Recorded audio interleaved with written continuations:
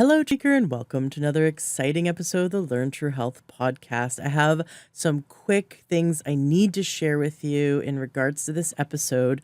So, for those listeners, and I do the exact same thing, so I don't blame you. For those who skip the intro, let's just jump right into the interview. Don't do it. I'm here to share something with you.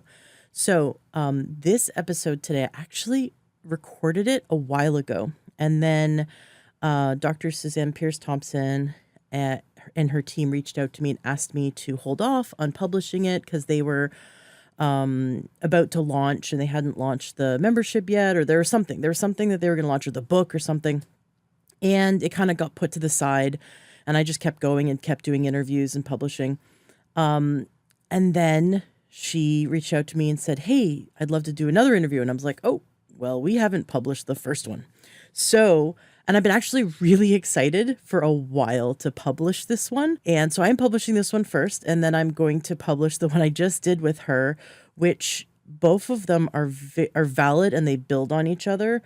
And if you are looking for real results-based tools to overcome food cravings, food addiction, at any time where you feel like you're not in control of your cravings or your eating, or if you have been struggling with weight loss and if you feel like sometimes you can control food, but then there's other times where you end up getting two dinners, or you kind of think back and you go, geez, I actually ate multiple meals today, more than three. Like I had two lunches, or two dinners and then a snack, or food addiction shows up in different ways for different people. But if you don't feel in control, and it doesn't have to be all the time, but if there's some times where, sometimes it's late night eating, sometimes it's we choose to skip meals, and then we feel like we're stuffing our faces late at night. So if you ever feel like this lack of control, or that you're constantly thinking about food, and you'd feel like you don't have peace around food and peace in your body, and you want to get to a healthy weight and a healthy relationship with food, this episode's for you. And in addition to this episode, definitely tune in for my part 2 of this interview with Dr. Peirce Thompson, which will be published soon. And I also want to share that I have a few other resources. This is something that I'm very open about in the show, that I have for years been working on my relationship with food, and I've come a long way, actually, just like editing the show today and cleaning it up in order to publish it. I was listening to what I shared, and I was like, wow, yeah, like some problems I'm still struggling with, and some problems I've actually overcome even in the last few months since we had this episode. So it was really neat to hear that I have made strides, and we're always growing, right? And sometimes it's hard to recognize how much we have grown. Because we're always thinking about what we don't have, right? But when you take an account of where you were and where you are now, you actually see how far you have come. And that's something that I focus on in my book. And I'd love for you to get my book. I love the title because I've been I've been healing and growing from my own addiction brain. And what I love about my book is that we harness the power of addiction in a positive way and get addicted to wellness in a good way, in a way that is sustainable and balanced and healthy and really motivating. So my book is fun and light and super informative, and you can pick it up and do it 5 minutes a day, 10 minutes a day.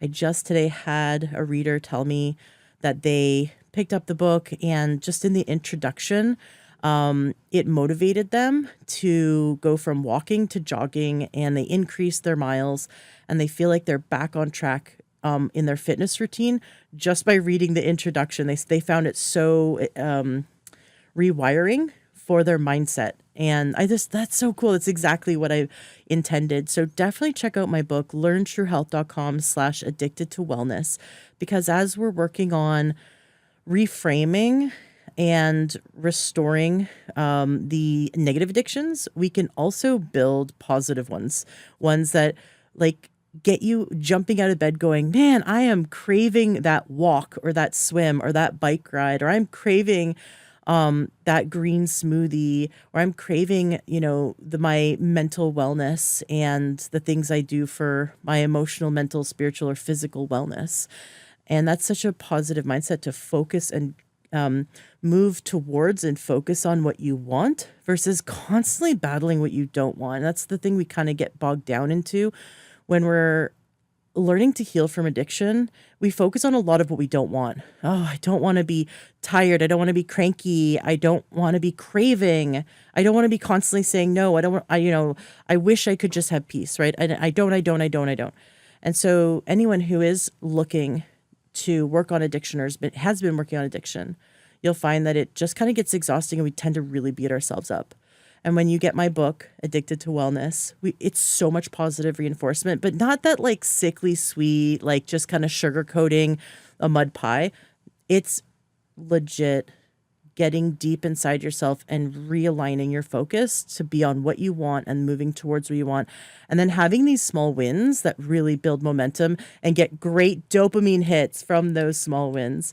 So check out my book. I'd love to actually hear what you think of it as you go through it. Please feel free to reach out to me. You can email me, ashley@learntruehealth.com. You can also come to the Facebook group, Learn True Health Facebook group. You can also leave me a 5-star review on Amazon. I will totally read that. And to get the book, you can go to learntruehealth.com/addicted to wellness. There's another book I really want you to know about, and it's free. One of my favorite guests of all time, Dr. Glenn Livingston. He also teaches overcoming food cravings and food addiction in a slightly different way, but it's interesting how there's crossover between Dr. Glenn Livingston and today's guest, and yet I think it's really a good idea to learn from both of them. So you're going to get the message on a deeper level, and I feel that they really complement each other. You can check out his free book called Defeat Your Cravings, and it is a great book. It's like a workbook. There's no space in the book to fill out anything, but you can have a journal beside you as you read it, and you could even just be reading it on your phone, like digitally. And you could go to learntruehealth.com/defeat your cravings to get that free book. I love his interviews. We've had him on the show several times. I've been on his show. So that's Dr. Glenn Livingston. And I have several other episodes with different guests touching on this subject of ending food addiction and healing that part of us. But it is an ongoing process where we're building our strengths. And I love that all the guests that I've had give us different tools that fill this wonderful tool belt. So you can go to learntruehealth.com and type in addiction, or you could type in food addiction, and you'll see a lot of episodes pop up. Chef AJ is one of my wonderful guests, where she shares her story of overcoming and what she did to get there, and what she teaches. She teaches a way of cooking and eating for those who have food addiction. So all those guests, I feel, complement this picture. And Dr. Suzanne Peirce Thompson, coming from the neuroscience background, has figured out a way that gets such great results. You're going to love today's interview. And be sure, obviously, to keep listening. Make sure you're subscribed and getting notifications so when my next episode comes out with her, with the updates, that you will have it. Enjoy today's interview. Please share it with those that you know want to have inner peace when it comes to their relationship with food and their relationship with their body. Welcome to the Learn True Health podcast. I'm your host, Ashley James. This is episode 524. I am so excited for today's guest. We're handling a topic today that most of, at least America, most modern countries are struggling with this problem. So pretty much you throw a rock, you're going to hit someone who's going to want to hear what our guest has today. Reading about everything you do, and especially the research, I got to tell you, there's a part of me that's like, this really sounds too good to be true. So I can't wait for you to show us that it actually is true and how amazing it is, the work that you're doing. Dr. Susan Peirce Thompson, welcome to the show. Now you have a PhD and you're a professor and you're a researcher. I want to dive right in. What is this amazing thing that you have created that is going to help impact over 1 million lives?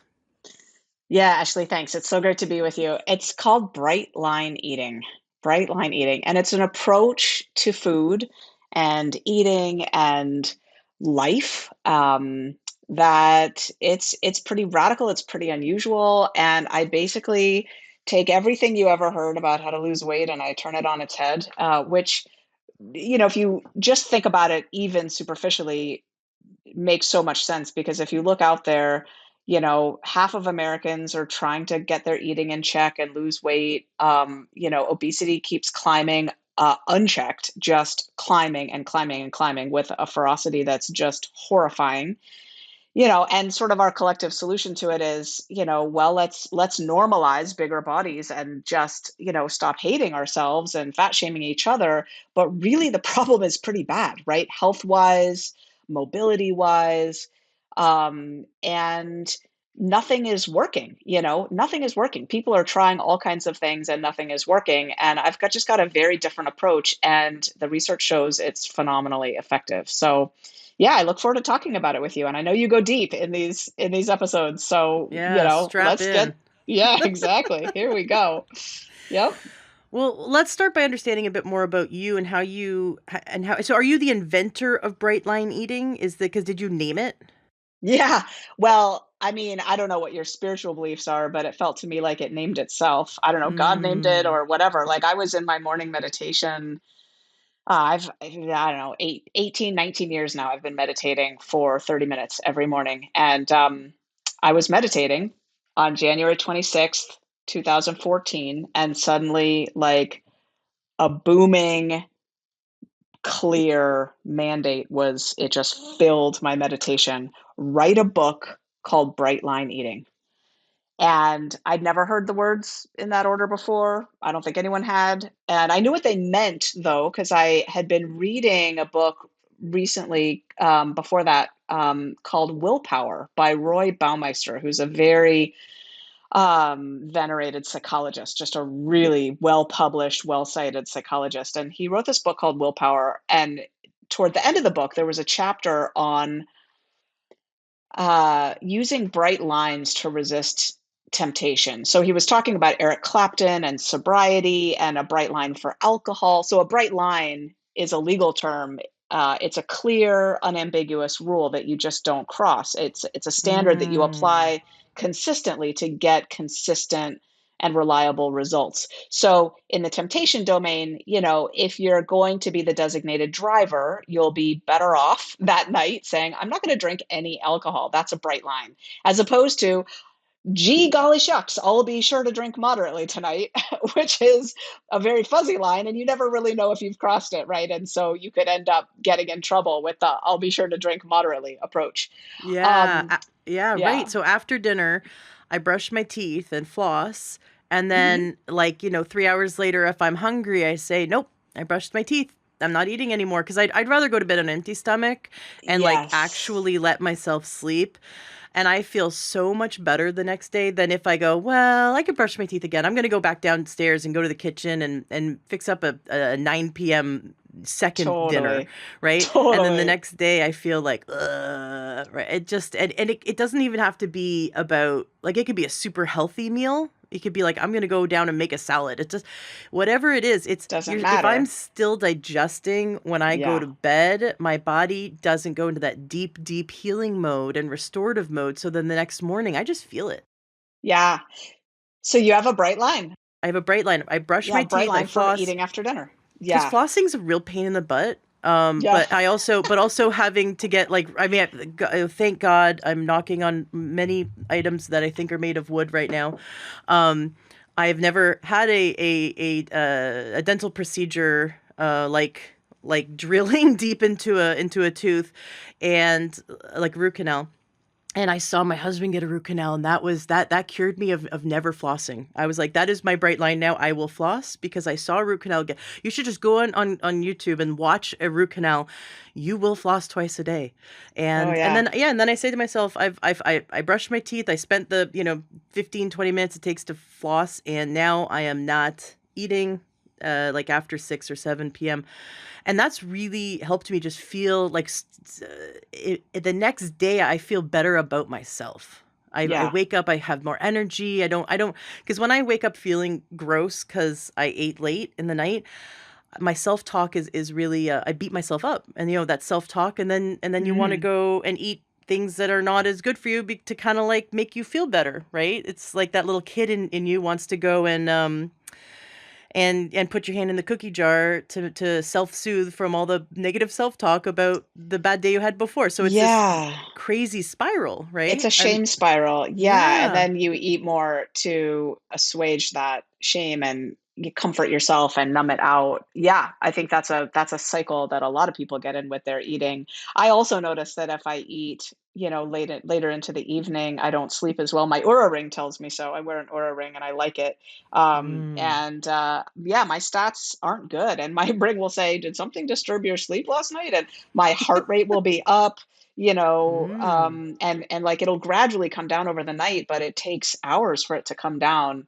Mhm. Whereas if I like to eat my dinner pretty early, I eat around 5, usually, sometimes 6. I mean, life gets lifey, and sometimes I eat later. I don't care particularly, but I will notice. I never eat after dinner. I'm like you. I eat 3 meals a day with nothing in between. So meals are a bright line. The four bright Mhm. lines, just so people know, are sugar, flour, meals, and quantities. And quantities so that you eat enough, actually. A lot of people, if they're trying to clean up their eating, they make the mistake of way under eating, and that's Yeah. terrible. I help people lose weight, but I make sure that they eat enough and enough of the right foods. So I actually advocate a digital food scale, believe it or not. And think I'm crazy, but oh my gosh, look at the people, the bodybuilders and stuff, people whose physiques are, noteworthy. They're all weighing their food. I promise you. Mhm. It's so easy to get off track, unless you're pretty clear. So yeah, those are the bright lines. But I came the real, like you asked about how I came to all this, and it really goes way back before that moment in 2014. That was the birth of bright line eating, but there was a lot that came to that point. So we probably should Mhm. go back. Yeah, let's go all the Like, way back. Well, you have a PhD. Let's go all the way back. What motivated you? What happened in your life that made you want to go down this road through education and research? yeah. So um I I was into school as a kid. I had dreams when I was a kid, of visions of going to Harvard and so forth. But what happened was, I went off the track when I was a teenager by getting into drugs. And I liked drugs because I like to party and I like to experiment. And my first drugs were psychedelics, and I had a great, mind-opening, incredible experience that way. But I also like drugs because they would keep my weight off, and solve my eating problem, which I already had. I already had a very addictive relationship with food as a kid. And I didn't think of it in those terms, but absolutely, I was addicted to sugar as a kid and eating in general. And so, I weighed more when I was 11 than I weigh right now. And I started to get concerned about it in high school. So I started doing drugs, and the drugs escalated. So by the time I was 16, I was addicted to crystal meth. And that resulted in me dropping out of high school. And yeah, a lot of drug-induced psychosis, like real schizophrenia, real intense psychiatric issues. And then I stopped crystal meth, thank God. That's the devil's drug right there. It's really, really nasty stuff. And I never went back to it, but then I just got into cocaine, and then crack cocaine, freebasing, and then crack cocaine. And so by the time I was 19, I was a high paid call girl prostitute. And I was smoking up the proceeds in the crack house, regularly, just smoking away my life. And I hadn't been in school in years, and I was pretty far from a PhD in anything. I hadn't even graduated high school. Um, so I had a moment of clarity in the crack house, on August 9th, 1994. And I was wearing a blonde. I had my head shaved, buzzed, Sinead O'Connor buzzed short, and I had a blonde wig on my head. And it was a Tuesday morning. Actually, I'd been there in the crack house smoking crack all weekend long, and now it was Tuesday morning.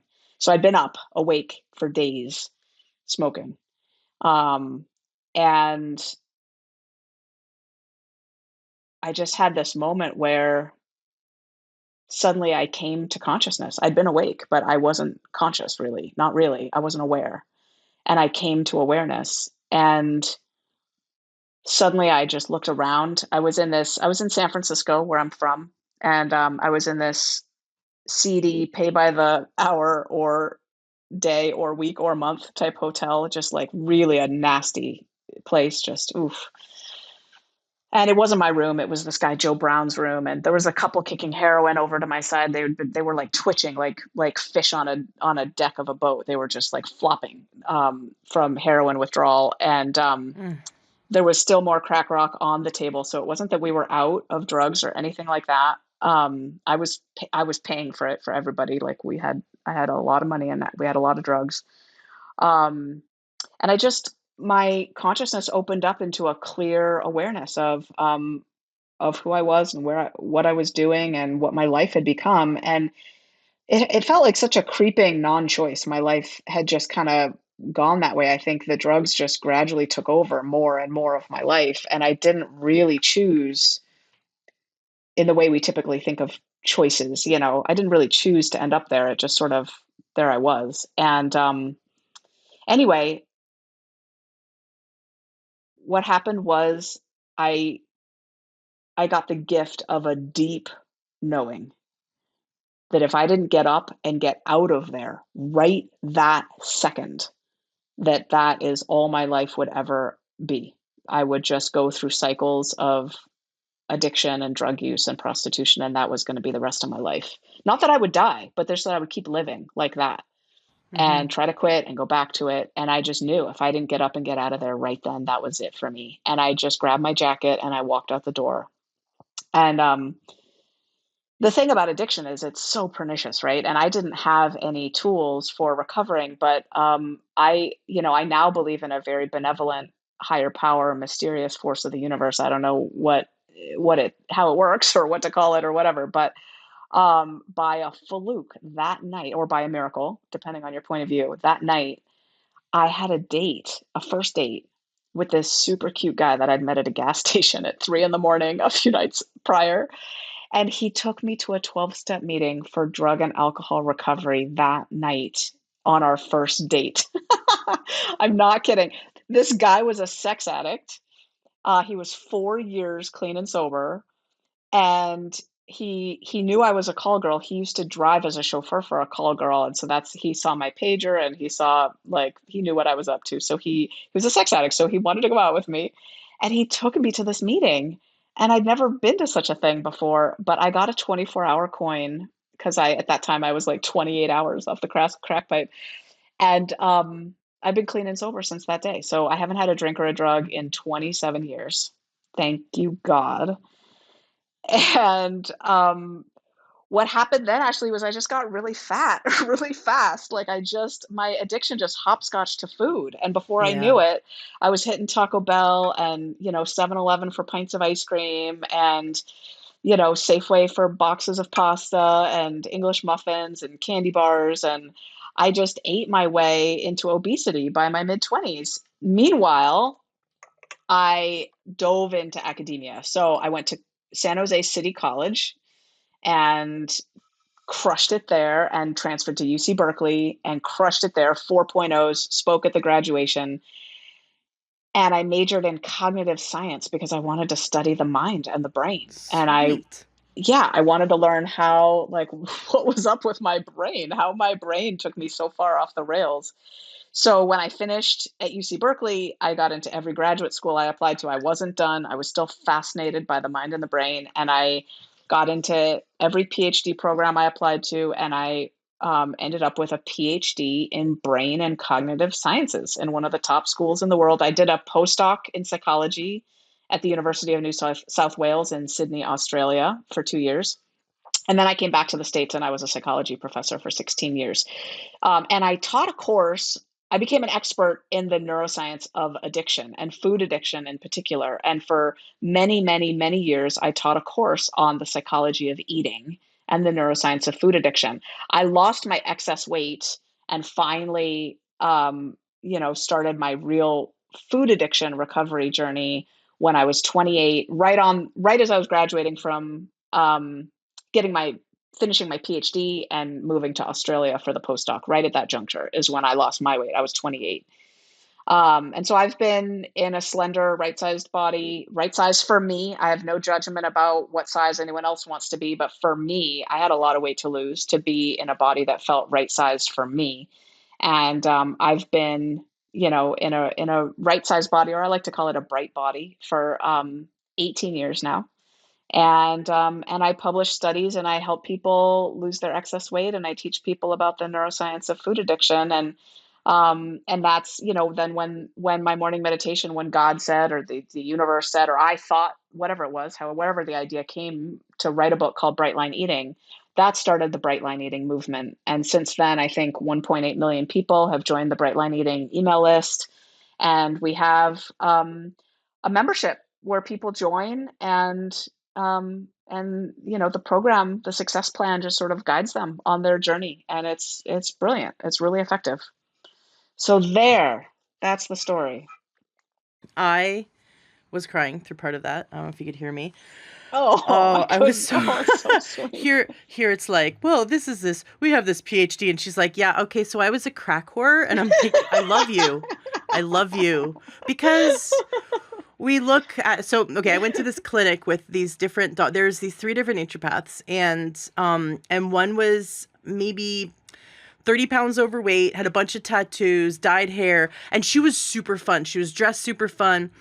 And she kind of got the most clients. And Yeah. then there was one she's a bombshell. She's like a size 00. She's an athlete. There's not an ounce of fat on her. She's perfect. She dresses perfect. She looks perfect. And she had the least, and all three of them were highly qualified doctors, but she'd get the least amount of clients. And then our doctor, was kind of in the middle. She was kind of in the middle between the two of them. And we talked about this dynamic, and what the one in the middle, she told us, she's like, it's really interesting, but the reason why women would gravitate towards the woman that was like, had the tats and was a little heavy set. I mean, not unhealthy by any means. She was still within the range of healthy. She was just, Yeah. and cause she's tall and she was muscular, but she wasn't like the petite athlete, right? Hmm. Which is what we perceive as the healthiest.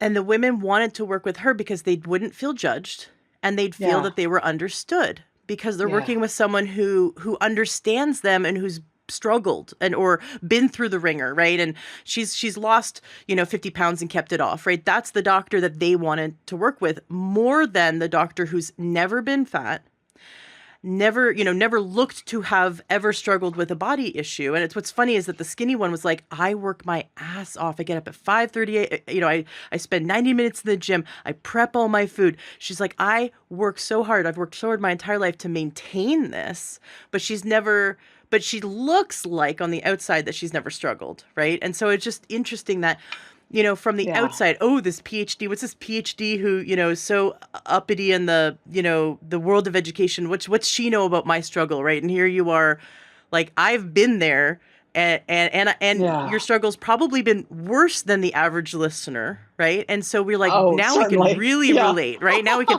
I mean, gosh, I hope so. Now we Yeah. can really, really relate. Now we're like, okay, now she Yeah. knows my struggle. Cause like, like if I struggle with cookie addiction, here, you've had like every street drug. I'm like, okay, I can listen to her, so Yeah. it gives you, your struggle gives you credibility. And what really hit me was just yesterday, I was listening to, I don't know if you know Jacob Israel on YouTube. My husband turned me on to him. Mm-mm. Really interesting Christian perspective. He's kind of like, if you were into like conspiracy theories, research, looking for signs, and Christianity, and he pulls things and gives really interesting perspectives in a beautiful way, like very heartfelt messages. But he said something yesterday, and it really struck me as you were talking. he says your low point, the lowest point, like if someone who's listening is struggling and at their really low point, you have to remember that is your testimonial. That is your, because some people are That's suicidal. right. That's And right. if you can remember, and in this last year and a half, I've been through one of my lowest points in my life. Yeah. I think a I, lot of us have. Last right? couple of years have been hard. Yeah. Well, I lost my daughter during childbirth, Oh, and she oh, died. sweetheart. She died 4 minutes before she was born. Mm. And I got to hold her for hours. Oh, The medical examiner came and was going to take her away, and I'm like, nope. I got to hold her for hours and hours, and I can still feel her and hold her in my arms, and she'd be 15 months old right now. And so in this last year, I gained 40 pounds mm. with the struggle, right? Yeah. The like struggling Yeah. with the hurt Pain. Yeah. The pain, the and wound. working through it. And I'm working through it. And then since about March, I've lost, I think, 11 or 12 of those 40 Uh-huh. pounds. So I'm on my way back down, and I'm being intentional and like making that bright line, brushing my teeth and then saying, nope, no more Yeah. food. Because, at night when things are quiet, right? Yeah. That's when the emotions can I've noticed this with my clients as well, but that's really when we do most of our comfort eating. Right? Because during Yeah. the day, I cannot eat all day long, right? I get super busy. I'm a crazy busy Sure. mom, right? And then it's at night that it's where we can eat like 3 dinners Yeah, through the course of totally. 4 hours, right?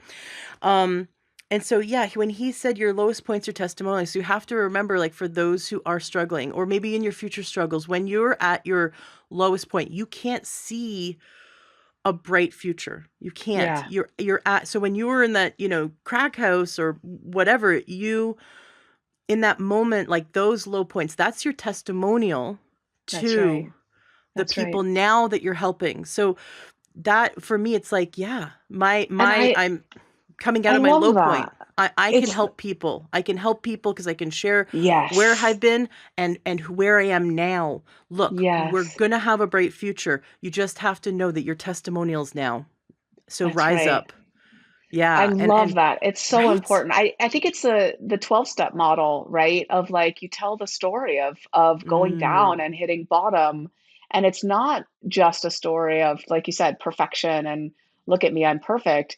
It's really, struggling profoundly with something, hurting yourself, falling down again and again and again, and then triumphing. It's the transformation journey, right? The point where things change and then you're heading back in a positive direction. I feel like it's really what people need to hear is that people mm-hmm. suffer. Life is difficult. I think that's the first line of M. Scott Peck's amazing book, The Road Less Traveled, right? Life is difficult, period. And we just, I think you're so right about that. People, and what we struggle most with is where our medicine is for others. It's like that special medicine that's given only to those who've experienced that same difficulty in all its tragic fullness. Those are the ones that have the medicine for others because you can't relate to someone who's never had that particular struggle. Like I have 3 children. I have never lost a child. And so I don't have that medicine in that way for what you've been through. I had twins who were born at 1 pound, and I went through 1 pound each, and I went Whoa. through 4 months in the NICU with one of them almost dying all the time from health Oh my complications gosh. due to that prematurity. And so Yeah. I have experience for someone who's going through that of like, okay, I know what it's like to show up in the NICU every day and stare at your baby through a little glass, in a little glass box. And anyway, so I'm so with you. I so agree. Mm. Mary Lou Henner, I don't know if you know her. She's this iconic redheaded actress. She was in Taxi. She has photographic memory. Like, she actually has not only photographic memory, she can remember the date. Like, let's say you met her 19 years ago, she'll tell you the date and the time, what you were wearing, The where you met, weather. like the weather, what was in the news, with the headlines. Yeah. Like, it's crazy. But I've actually spent some time with her a few Uh-huh. times, and she has this great story, which I'll sum it up as choose your hard. She's like, no matter Yeah. what you're gonna do, it's hard. It's sort of like Yeah. going out and eating junk food is hard, right? Yeah, Yeah. it's the instant Hmm. gratification, but then like the next day, I feel poopy, and that's hard, right? And then I beat Right. it myself up, and so it's like, yeah, choosing the foods that you're That's addicted right. to is hard, just like choosing the drugs, going out and buying the drugs or alcohol and Hmm. getting sloshed, right? That's hard, right? You're choosing instant gratification, but you're hurting yourself, so that's hard. And then choosing not to do it, that's hard, right? So she goes, Right. it's going to be hard. All your choices are hard. Choose your hard. Yeah. Be cognizant of choosing the hard that's going to lead you down the path you want to go, and that there's so much more reward and internal satisfaction Yeah. when we choose our hard. Your program, which I want to get into the research, because like you could say you cure everything, but where's the proof's in the pudding, right? Like, we like, prove it to me, right? Yeah. I feel like, what is it, Missouri, the show me state? Like, is that, Yeah. prove it to me. um but first I want to talk about this idea that people have lasting results, because anyone can lose weight on like the grapefruit diet, right? Or the That's right. like they anyone can lose weight on the I only eat 3 pieces of cheese a day. I don't know, like whatever. Yeah. But that's not lasting, right? That's That's not right. that's not sustainable, and that's not healthy, right? Most of the diets out there are not healthy or sustainable, but your program is designed to help people get to a point where they have lasting results. So why is your program different from every other diet out there? Yeah. Great question. It's different in some pretty major ways. Um, Major ways. So, first of all, we educate people about addiction. And I just need to say, food addiction is real. You'll hear out there that it's controversial, blah, blah, blah. Um, it's really not, to neuroscientists who study addiction in the brain. Like, you Mm-hmm. can just hold the brain scans up. Here's the brain that's been, eating too much processed food. Here's the brain that's addicted to heroin. Here's the brain that's addicted Mm-hmm. to cocaine. Here's the brain that's addicted to alcohol. It's the same. It's dopamine downregulation in the nucleus accumbens. So when you eat things like donuts, for example, what happens is too much dopamine floods into the brain, and the receptors thin out. They downregulate. They get less numerous, less responsive. And then you have to keep eating like that in order to feel normal, just in order to Yeah. get through the day without your skin crawling, right? So I teach people about addiction, and the reality is, Ashley, not everyone is susceptible to addiction, even at all. Like, one third of people and one third of rats, one third of mammals in general are not susceptible to addiction, meaning they won't even get addicted to heroin. Like, you can inject them with heroin over and over again. You can send them home after back surgery with pills, opiate prescription pills, and they won't have any trouble weaning off, as soon as Mm-hmm. the pain is gone. Right. And then other people get hooked. So one third of people are highly susceptible to addictions of all kinds. One third are moderately susceptible, and one third are not susceptible. And I teach people about food addiction, which is the same, it follows the same profile. So I have a quiz people can take on a scale from 1 to 10. It tells them how susceptible they are to the pull of these addictive foods. And I'm a 10, God bless me. You might have guessed that already. Um, but if you're higher on that scale from 1 to 10, if you're up there on that scale, you're going to need a different approach. What you'll find is that when these people, Ashley, that they eat one bite of dessert and they put their fork down or their spoon down and they're like, oh, they just savor it. And they're like, that hit the spot. That's all I need. Yeah. Right. And I kind of, my head cocks to the side like a dog. Right. And I'm just like, what? Because for me, I need to eat the whole thing and then some. The one bite of dessert experiment, it never works for me. It does not hit the spot. Does it When open up a gateway where you, like, let's say you're at a restaurant, you have a little dessert, and then it's like, then you go home and now you're like making dessert because you don't have anything in the yeah, cupboard. So now you're like, I've invented, because I don't keep junk food in the house, so I've invented, like, I'm gonna take a banana and I'm gonna microwave it or heat it or whatever, and then I'm gonna put some peanut butter on it, and then I'm gonna like put yeah. my Oh, sugar sweetheart. free, because I have like these sugar free Yeah, chocolate nibs for for Yeah. like the once a year when I bake for our son, and I'm gonna put that in it, and I'm gonna put maple syrup on it, and then I'm gonna like microwave it, right? Like I've made these weird, like I just take a bunch of pseudo healthy Concoctions. things and like I have to make a dessert. Well, I used to be addicted to sugar until I did a massive sugar fast. Like I would read labels. I wouldn't even buy a hot sauce if it had sugar in it. Yeah, And it was about 30 or so days, and then I noticed like the draw wasn't there for me anymore. And that's right. now I can do the one taste. I used to be that I have to eat the whole thing and then some. And now I can have one taste and be okay. But if there was a piece of cake and I had one taste, I told myself I'm just gonna have a taste, and I had a taste. And if it got taken away, I'd be okay. Like it's not in my eyesight. But if it kept sitting there, like 20, 15 minutes later, Right. I'd be like, okay, now I have to have another bite. Like, but I noticed that my need, that urge, has almost gone away 100%. Whereas it Yeah. used to be like I used to be sort of a 10 out of 10 for needing sugar, and now I'm like, I could take it or leave it. It's weird. Can you? So I feel like I've almost healed that part of my brain. Can you do that? Can someone recover to the point where these substances no longer are a draw to them? Yeah, great question. So the way it works, Ashley, is that yes and no, or like yes with an asterisk. So when you take the quiz, so you go to foodaddictionquiz.com, you'll notice the instructions say, I want you to think back to a time in your life when your eating was at its worst. Not a day, but like a stretch of time, like, a Mm-hmm. few weeks or whatever.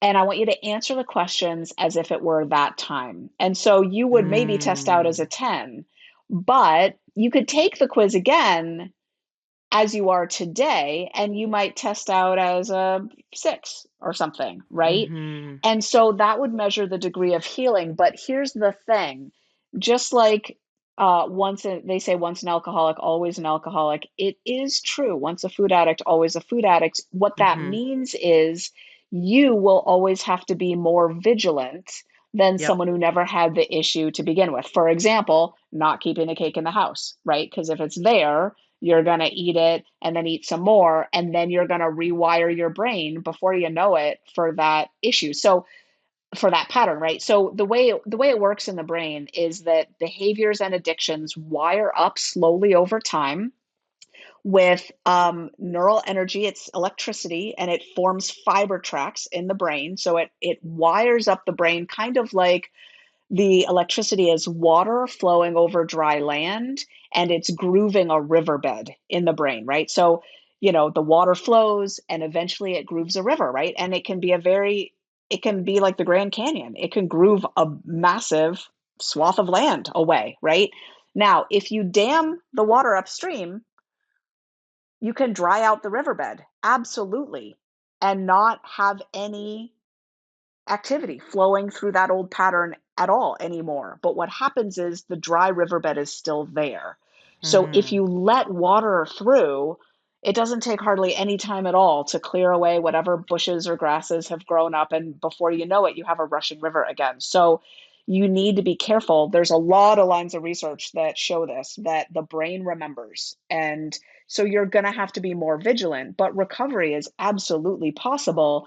And like I live in the world right now, like someone who has no food issue at all, I just have to follow a few simple rules to keep, like the rules of the sort of I don't eat after dinner, I don't keep cake in the house, things like that, right? Your And bright I teach people lines. my bright lines. I follow my Yeah. bright lines, and I have utter freedom. Like I go to I have 3 kids. I serve cupcakes and cake at my kid's birthday party, and I'll cut the cake, I'll get frosting on my hands, and it's like I have paint on my hands. I don't have any urge to lick my fingers. I go to the sink, I wash it off, no issue at all. And it looks like plastic to me. I don't have any draw toward it. Mm-hmm. Um, but that's because I follow my bright lines, right? And if I started to get involved again, in a world where I ate cake and ice cream, I would be absolutely obsessed by it, right? So, yeah. Right. Now, something you pointed out earlier is that if we give up a substance, I'm just going to say substance because it could be alcohol, drugs, or food, right? Or Hmm. pornography or sex or whatever, right? If Yep. we give up the substance that we're addicted to, oftentimes people trade it for another substance, and they don't Yeah. realize it because it's socially acceptable for an alcoholic to then start eating donuts every day. and Yep. and every ex-alcoholic I have known, who every alcoholic who's clean and sober I have known, is incredibly addicted to baked goods and sugar. This one Yeah. man who was the boyfriend I had 20 plus years ago, super, super nice dad. And he was always surrounded by Halloween candy. I was kind of like, it's January. How do you have Halloween candy? You know, it's like it's August. How do you have Halloween candy? He'd buy he'd buy enough Halloween candy to Oh my last him the whole gosh. year, and he'd be surrounded by at least, you know, those giant bags of Halloween candy. He'd have at least Yeah. two of them right by the couch, and he'd be always sitting on the couch watching some kind of sports. I mean, he was a really sweet man. Yeah. He smoked like a chimney, but he went from being he was a destructive alcoholic, abusive, destructive Yeah. alcoholic. He gave it up because he realized he was destroying his family's life and his life, and he never drank another drop until the day he died. But every day he did copious amounts of Oh, sugar, caffeine, sugar, and cigarettes. nicotine. And so these other substances, just it's like the from the neuroscience standpoint, he was still running the same program, Yeah, just choosing a totally. different substances that were destroying his body in a slightly different way. It wasn't destroying his life because he was sober, but even when you're on that much sugar, you're not actually sober. You don't realize you don't truly have control of your brain. I had Dr. Joan Ifland on the show, who talks about Yeah. processed food addiction. And what I thought Yeah. was really interesting is she talked about when we're in addiction, maybe you can elaborate on this. People have characteristics and they don't realize it, right? It's kind of like as a woman when I'll just speak to me. I let's say when I have PMS, Mhm. and I'm sort of like snapping at my family, and I'm like, why are you? I'm like, I feel normal. There's nothing wrong with me, but all of you are suddenly pushing my buttons and incredibly irritable, right? You're irritating. All of you people are irritating me, right? And then a few days later, I'm like, oh, okay, I was the one that was like hypersensitive, and everyone was acting normal. It's sort of like that. People who are within addiction, they get quick to anger, quick to Yeah. blow a fuse, Mhm. and it could be just that they've traded alcohol for sugar, and now they're, you know, they're sober, right, from alcohol, but they're still running the same neural programs of addiction. They're still chasing the dopamine, having these highs and lows of dopamine, and they're still highly irritable, um short fuse with anger. And I that's what I grew up with. My parents, my mom especially, was incredibly short fused, and so I grew up in a household where there was addiction. Yeah. But they were sober, but it was like she'd be addicted to the weirdest things, like red jujubes, and then she'd come home and have some alcohol, but it was never to the point of like slurred speech or anything like that. But she'd have a red jujubes all the time, and my dad definitely had food addiction, and so the two of them, I'd see their personalities and the amount of like quick to anger, quick to being irritable, snapping. So like there's an experience that your family has around you when you're in that addiction brain. Yeah.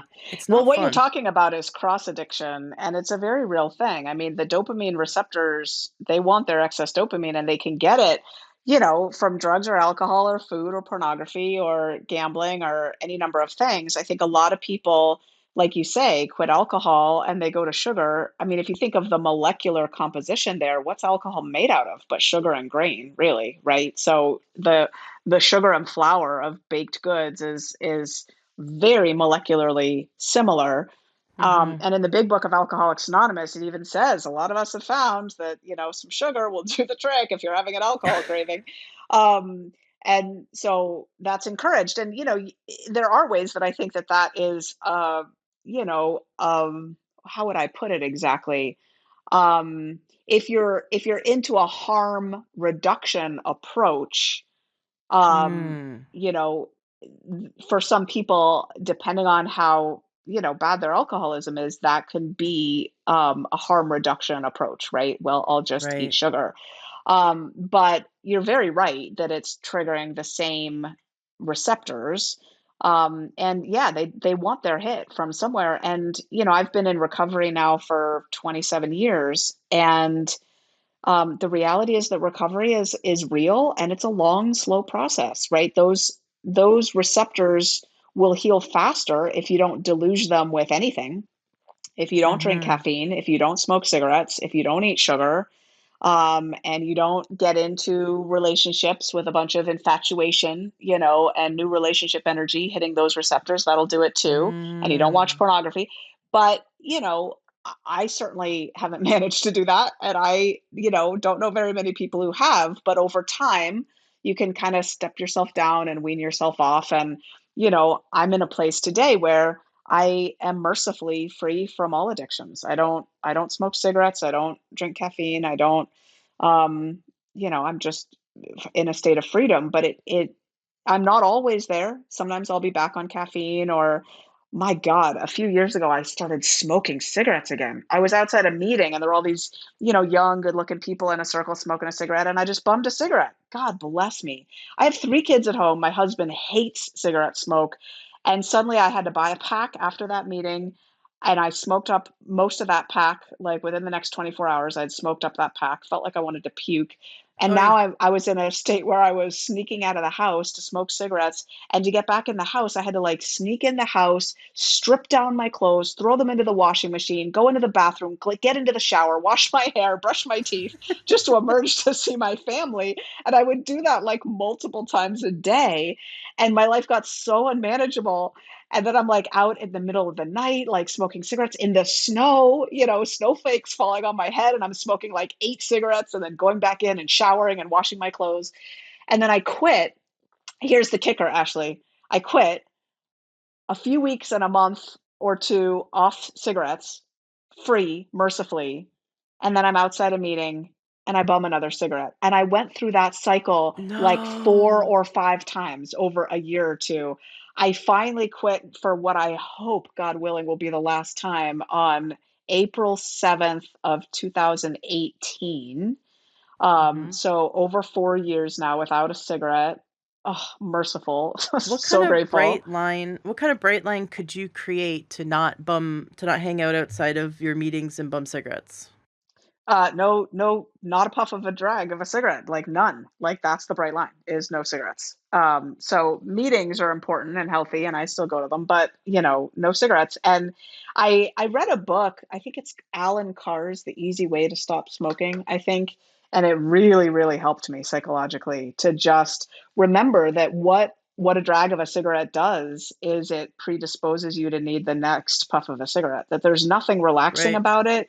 Cigarette people who smoke cigarettes are more anxious, more agitated. All it Mm-hmm. does is make you need the next cigarette. So I Yeah. just and so that part of me that looks at people smoking and thinking, oh, they have it good, they're just hanging out and smoking. I think, no, no, no, they're tortured. They're going to leave that social Yeah. circle and need another cigarette and another one and another one. I'm the one who's free. Thank God I'm free. And that switch helps me. Yeah. If you look into the how they used PR to transform smoking from being back in the golden era of Hollywood when everything was black and white. Right. Only and it was Edward Bernays, and he's fascinating. You should definitely people should definitely watch documentaries on Edward Bernays. I believe he was the nephew of Sigmund Freud. Don't quote me on that. I think he was related somehow, maybe a cousin of Sigmund Freud. But Edward Bernays, he is the modern father of PR.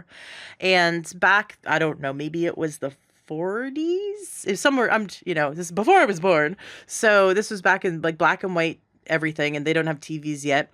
Only the bad guys would smoke. So you go to the movies, it would be like a Western, and the bad guys with the guns, chasing down the other cowboys with the Indians and all that stuff. The bad guys would be the ones smoking. And I don't know, maybe the Indians would have peace pipes or something in the movies, right? But it was always like this macho bad guy thing, or maybe there would be a movie about these car racers, and it would always be just like these cool bad guys, right? And so men were like, "Oh, it's this macho thing." And women were like, "Ew, I'm not going to smoke. That's manly, that's gross." And Edward Bernays was hired because the tobacco industry realized they were pretty much missing out on half of the population, right? The women wouldn't smoke. And then Ah, what he did was he linked smoking to the women's freedom movement. You are a free, because women, they didn't have careers. yeah. You could be a teacher, you could be a nurse, or you could be a homemaker. Secretary. And Yeah. a secretary. Yeah, you could be a secretary, but Yeah. until you have kids, right? And then you have to be a homemaker. Right. And so he linked it to, you are free. You're a woman. Hear me roar. You're so sexy. You're like Marilyn Monroe. You're so sexy. Sexy women smoke. So in Hollywood, all of a sudden, all the sexy women who are free and jet setting, and shaving their legs, that was a new thing because women didn't shave their legs either. And the razor companies wanted to literally double their sales. So all of a sudden they made women look like they were prepubescent by shaving their legs. And the women never shaved their legs before that. And they got to double their sales of razors, double the sales of cigarettes, because they brainwashed an entire Interesting. civilization into thinking these were sexy ideals. But if you go just a few years before, women had hairy legs and that was considered sexy. Hairy armpits, that was normal and sexy. And women didn't smoke. I mean, this was in America. I'm sure women smoked in Europe, but it was just in our culture, right? And so Edward Bernays brought in, and so just think about because I don't drink alcohol, and it's not because I was ever an alcoholic. I've never really liked it. I was a bartender, and taking care of drunk people just really turned me off alcohol. I Yeah. mean, I was a bartender. I can appreciate a good drink, but I don't like it. This is nothing about alcohol I like. But when I'm like, if I'm on vacation, I go to the bar, or you're at a restaurant or whatever, and there's a bar there. I'll look at the pretty shiny bottles, right? And it's like, Yeah. and then I'll look at the menu, and there's these fun looking drinks, and I'm almost glamorized by the PR of alcohol. Yeah. You're going to look cooler, you're going to feel cooler, you're going to be one of the hip, you're going to be in. This is it. This is what's going to Yeah. make you one of the cool kids, right? And I'm almost glamorized by the PR of alcohol. And then I snap out of it and I go, well, that's gross. It's not good for my liver. I start like listing off, this is like my bright line, right? Like I can start listing off all the chemicals in a cigarette, all the bad things, how my body has to detox the alcohol. I could talk myself out of those things, but that little part of my brain's like, ooh, that'll be fun. Let's go on a bender. And that doesn't sound fun to the rest of my body. But how much of addiction is influenced by the media. And Yeah. like you said, I look at these cool kids smoking in a circle. I'm like, oh, that looks like fun. That's the marketing you grew up with. You don't realize it, but when you Totally. were a kid, the shows you watched had all the cool Yep. kids smoking, the movies you watch. I mean, when I watch old stuff with our son, and like old movies that I used to watch when I was a kid, and all of a sudden people are smoking, and I just want to like turn it off because I'm like, I can't believe how much smoking there Yeah. was in the 80s, Totally. right, or the 70s, like how much that Yeah. was, and all the cool and hip kids and everything, and I don't want that getting into my 7-year-old son, his brain, right? Yeah. But that's what we Well, grew up with. So I just want to know how much addiction, right, have you seen in terms of neuroscience is affected by, because it's like mirror neurons, yeah, right? Where it how much of it is is. affecting by the it's controlled brainwashing by marketing. It is, and actually, if you think about this with food, I love the cigarette, analogy, and then let's think about it in terms of food because we are all right now, our society is in a collective food addiction trance. Like, Yeah. we have been so conditioned by the big food industries, whatever, to think of food as celebration, as fun, as entertainment, as relaxation, as self care, as indulgence, as everything that's good in life. And we're under the spell, and they are pouring billions of dollars into our orientation toward food in that way so that when someone moves Mhm. into your neighborhood, you bake them cookies or bring them a pie or bring over some food to say welcome to the neighborhood if you're a good neighbor. We don't think about bringing over flowers or, fresh cut flowers from our garden, or, apples off our tree, or anything like that. We think of bringing over processed foods. Just think about birthday parties, what you have to serve at a birthday party. And we're like duped into thinking that, or kids menus on a restaurant menu, right? The kids menu is absolutely the most processed food. And we've gotten to the point where now 2/3 of the calories that our kids are consuming are classified as ultra processed foods. Like they were born in Mm. factories made out of chemical industrial ingredients and poured into bags. 2/3 of the foods that they are eating, ultra processed. And we've got a long ways to go in terms of detoxing our minds about what food is and the role that it should play. The reality is that food isn't the best connection, celebration, or entertainment. As a matter of fact, it's distracting from real connection. Like when you're just eating, um, and they're eating and you're eating and everybody's just face down in the food, there's less laughter, there's less eye contact, Mm-hmm. Mm-hmm. there's less genuine connection. We're just all eating together, right?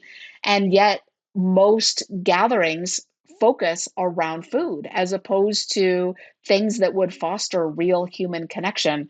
We've got a ways to go, Ashley. Like if you think about the role of food in the media and especially commercials, the addiction piece comes in around cues, right? The addiction reward centers of the brain focus on the cues that predict rewards, the cues that predict a hit, the sights, the sounds, the times of day, the brand name outlets, and so forth. And anyone with an addictive brain is going to wire up and be drawn toward those cues and then get their hit after that. And so the media giants know it, the food companies know it, and they market their materials. Basically, they put people in fMRI machines to make sure that both the taste formulations and the commercials advertising their products hit the addiction centers in the brain optimally. Like that's what they're testing for. They know they're hooking us, Mm-hmm. and they've got us by the short hairs, really. I actually interviewed a food chemist who I think she helped make one of the Doritos, like one of the Oh flavers yeah. of Doritos. Uh-huh. And she explained, because I was like, I was like, how evil are you guys? Like, do you guys have like a secret like evil cackle, like a evil scientist? Do you like, how you put Totally. your Oh my fingers God. together, you clasp your hands and put your fingers together and go, Mwahaha. That's what I imagine they're doing. And she goes, no, none of us have that in the culture, right? Like in the lab, we all geek out on how we can make these chemicals hyper palatable. Hmm. How much, Yeah.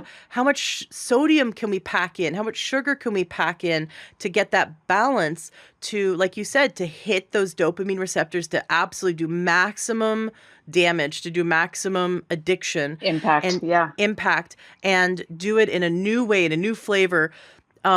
She left that industry realizing how much damage she was doing, and now she basically teaches people how bad all the processed food is, that just like Edward Bernays did to smoking, making it like cigarettes were already highly addictive, and now the chemicals that they spray on it are even worse. My husband said something yesterday about um Yeah. The quitting glyphosate and all that. Marlboros. He said Yeah. quitting Marlboros is harder than any other brand, and I said why? He goes, because the chemicals they use. People, it's like you're not just detoxing from just tobacco. You're coming off of all the stuff they put on. They get to put chemicals in those cigarettes in addition to the tobacco, Hmm. which is just, it blows my mind, because they need to make them hyper addictive, as addictive as possible. And your food is the same. If Yep. you buy it, it's like you need to eat plants, not food that comes from plants, right? Like, if Yeah. it came from a plant, there's a room with a bunch of evil food scientists that want to make the food so crazy that it tricks your brain into needing more of it. Like, that is sick. And It if is. you, and because you said of the cross addiction, let's say you get that bag of Doritos, and now you've had the bag of Doritos, and a few hours later, now you need to come up with something to now get your dopamine up, because that jacked up your dopamine. Now it comes crashing down. Maybe it's 10 hours later. I don't know how long it would take. But now you're going to go for another substance. It's not necessarily go for Doritos every time, but you might cross addict over to like now you're going to pick up a pack of cigarettes. You're more likely to go like you haven't smoked since college, but now you're going to go get a pack of cigarettes. Like, or you have some sugar you haven't had in a while. You have some sugar and now you're off buying some ice cream. And now the next day you're getting some alcohol. And so that's the slippery slope is that when we use processed food, even if we're thinking we're using it in moderation, it is designed to mess with our brains so much that we're more likely to cross addict into other substances, right? Yeah, totally. And it's interesting you said about plants. If you think about it, heroin, cocaine, sugar, and flour, they're made the same way. Think about what a drug is. Like, what makes something a drug, right? Like, where does heroin come from, Ashley? What plant does pop quiz? Where does Is heroin come it from? the I'm gonna really get this wrong, but I think it's like gasoline in the coca plant.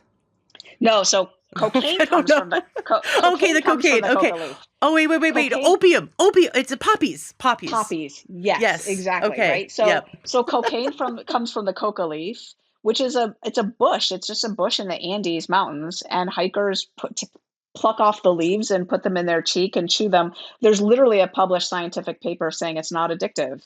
It does make the inside of the cheek a little numb, and it gives people a little bit of a lift, maybe like, drinking half a cup of caffeinated tea or something, but it's not addictive when you just chew coca leaves.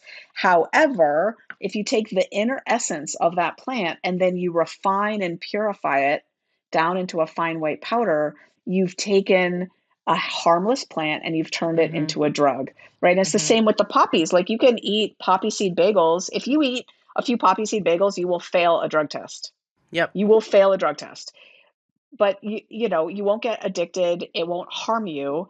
But when you take the inner essence of that poppy plant and you refine and purify it into a fine Mm-hmm. brown powder, you've created Concentrate. heroin. Yeah. Yep. And so this is what sugar and flour are too. Like, I eat corn, I eat beets, I eat wheat, like wheat berries, and boil them, and it's like rice kind of, right? I eat wheat, I eat rice, but you take the inner essence of any of these plants and you refine and purify it down into a fine powder, and you've created a drug out of a healthy plant. Mm-hmm. So just think that's what a drug is, like, by definition. That's how we make them. We have to look at everything that goes into our body and ask ourselves, it was this processed to make it more addictive? Was it or is this in its whole plant form? Because you Yeah. could eat 2 to 4 cups of broccoli a day. I mean, besides getting a little gassy, you're gonna feel great, right? And Yeah. there's nothing and there's no negative impact on the brain. In fact, there's lots of positive impacts on Yeah. eating vegetables. Um, how do we, like, okay, so we want to set up some bright lines in our life, right? To not, let's say, not eat things that are made from flour, which my addiction, I think, right now is pasta. And I'm gluten free, so it's like brown rice pasta. It sounds so innocent, but Yeah. it's made from flour, and I know that is my addiction right now, because I'm like, when I think about cooking, I'm like, okay, well, I'm gonna start with the pasta.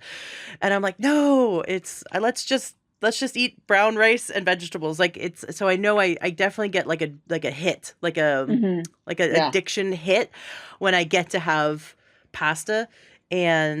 And then when I just do like the brown rice and vegetables, I don't get any hit. Like, it's not like that the Right. in the process of cooking food. I love cooking, and I make these great stir fries, vegetables. I'm whole food plant based, so Hmm.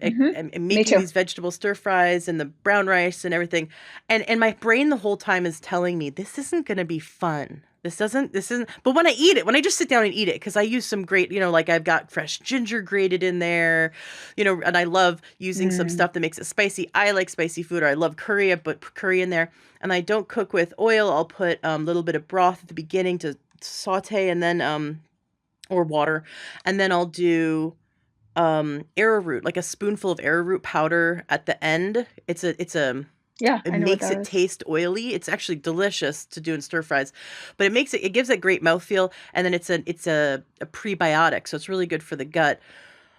But the whole time I'm making it, my brain is telling me this isn't fun. Let's go make some pasta to put with this. Or this isn't fun. Let's go add all these other things that aren't good for you, right?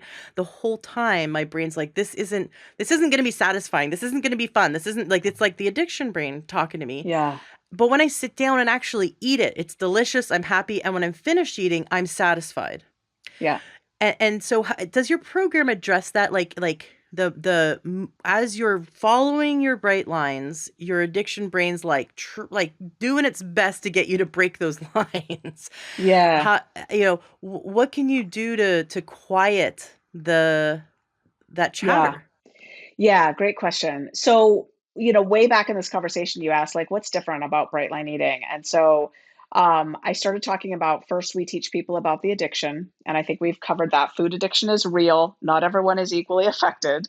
Um, but, um, but now I think we've come to the point where it's like, so what do you do if you are affected and you've got that brain that's trying to hijack your eating, like pretty much at every turn?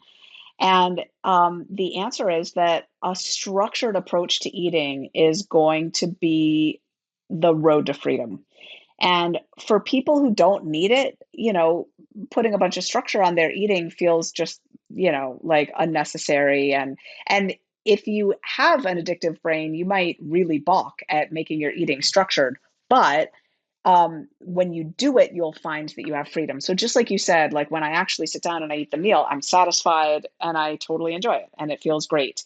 So in bright line eating, we have a food plan and we write down our food the night before. This is Ooh. a big kicker. You write down your food the night before. Now, we don't do this alone.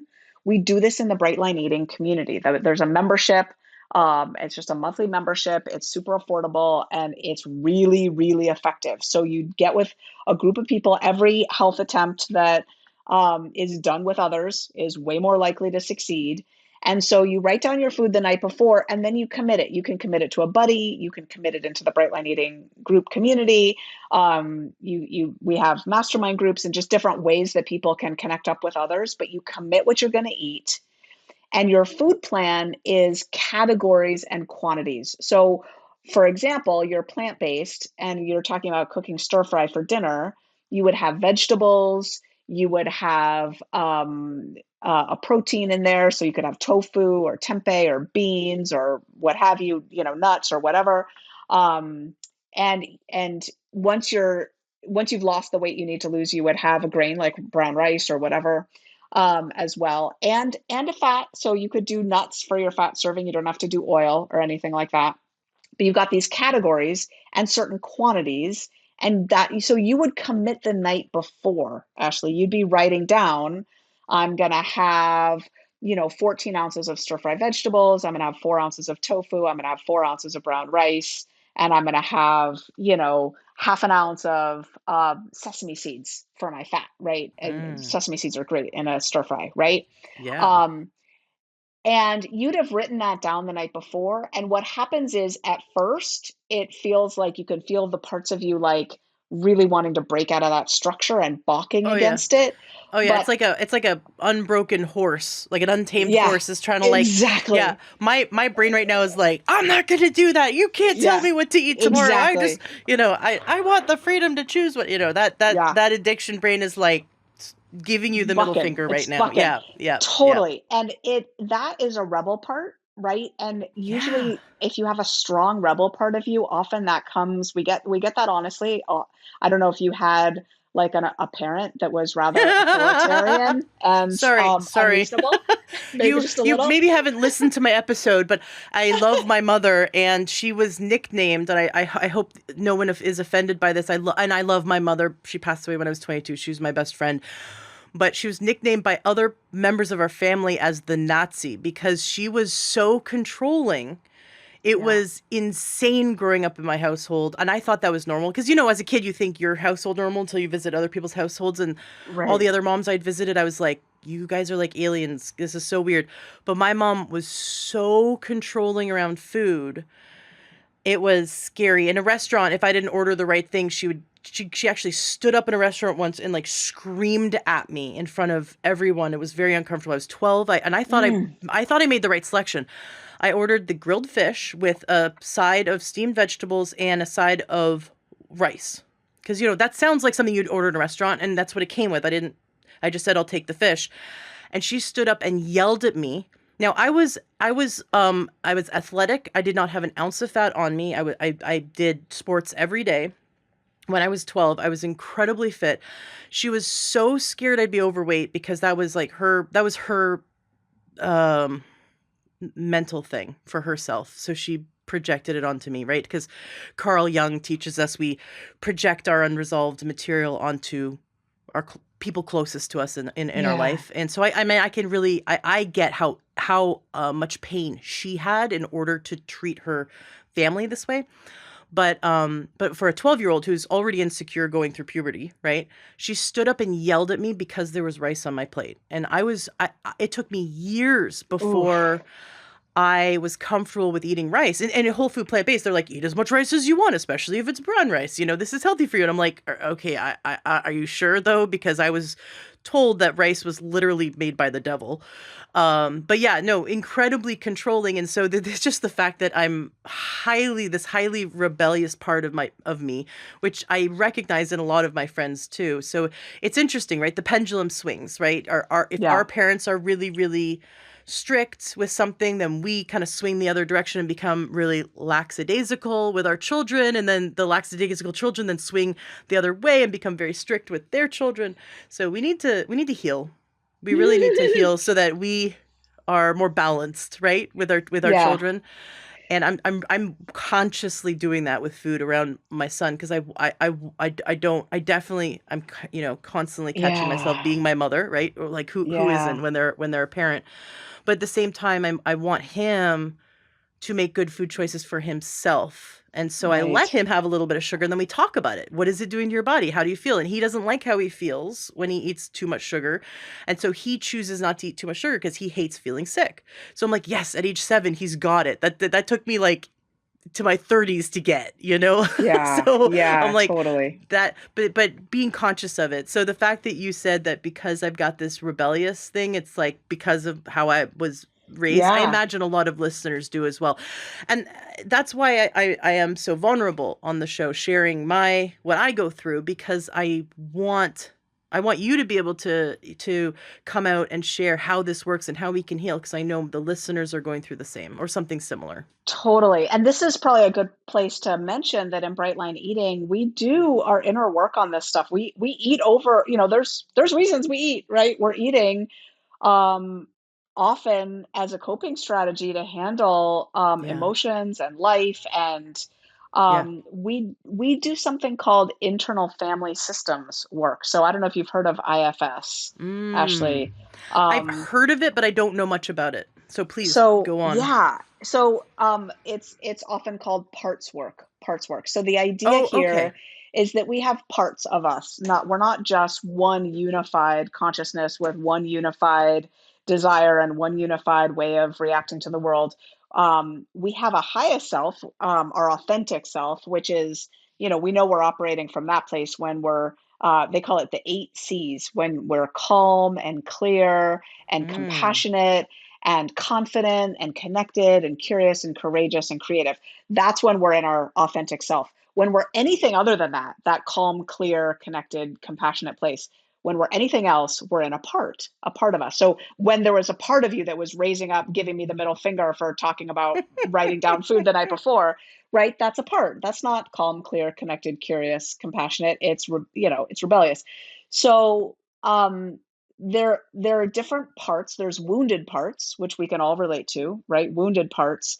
And then there's protective parts. And the rebel part is a protective part. It's protecting the wounded child who was over controlled as a kid, right? And a Mhm. rebel protector part came in, and so we have protective parts that are trying to get ahead of our wounding. So a rebel part would be a manager part that's trying to make us not be wounded in the future by over controlling influences, right? And other type of manager parts are really controlling, trying to organize life and the world to be just so. So a lot of us with food issues have a food controller part that tries to restrict or control our food to the extreme, get all the ducks in a row, in order to help us lose weight or to get our food together. And that controlling part is often in polarization with a food indulging part, right? And Mm-hmm. the indulger protectors are swooping in after we're wounded, trying to numb us, distract us, soothe us, Can I tell comfort you that us. that was my dad? Oh, okay. There you go. It You had was the just like, controller and the indulger in your mom yeah, and your oh, dad. absolutely. And it would happen just like that. My mom would come down on me for food. My dad would take me out for ice cream. It was like, here, let me soothe you. And at the same time, Oh he my was soothing gosh. himself. It was a beautiful Right. dynamic. And so I have this really big love for food because when I was 3 years old, my dad took me. It was one of my first memories with my dad, just spending time with him. I think it was the first time I ever just spent time with him. On my third birthday, he took me out to an authentic sushi restaurant, and I Oh, fell in wow. love with Japanese food. And then he took me out to dim sum, and he wanted to share with me his world of food addiction.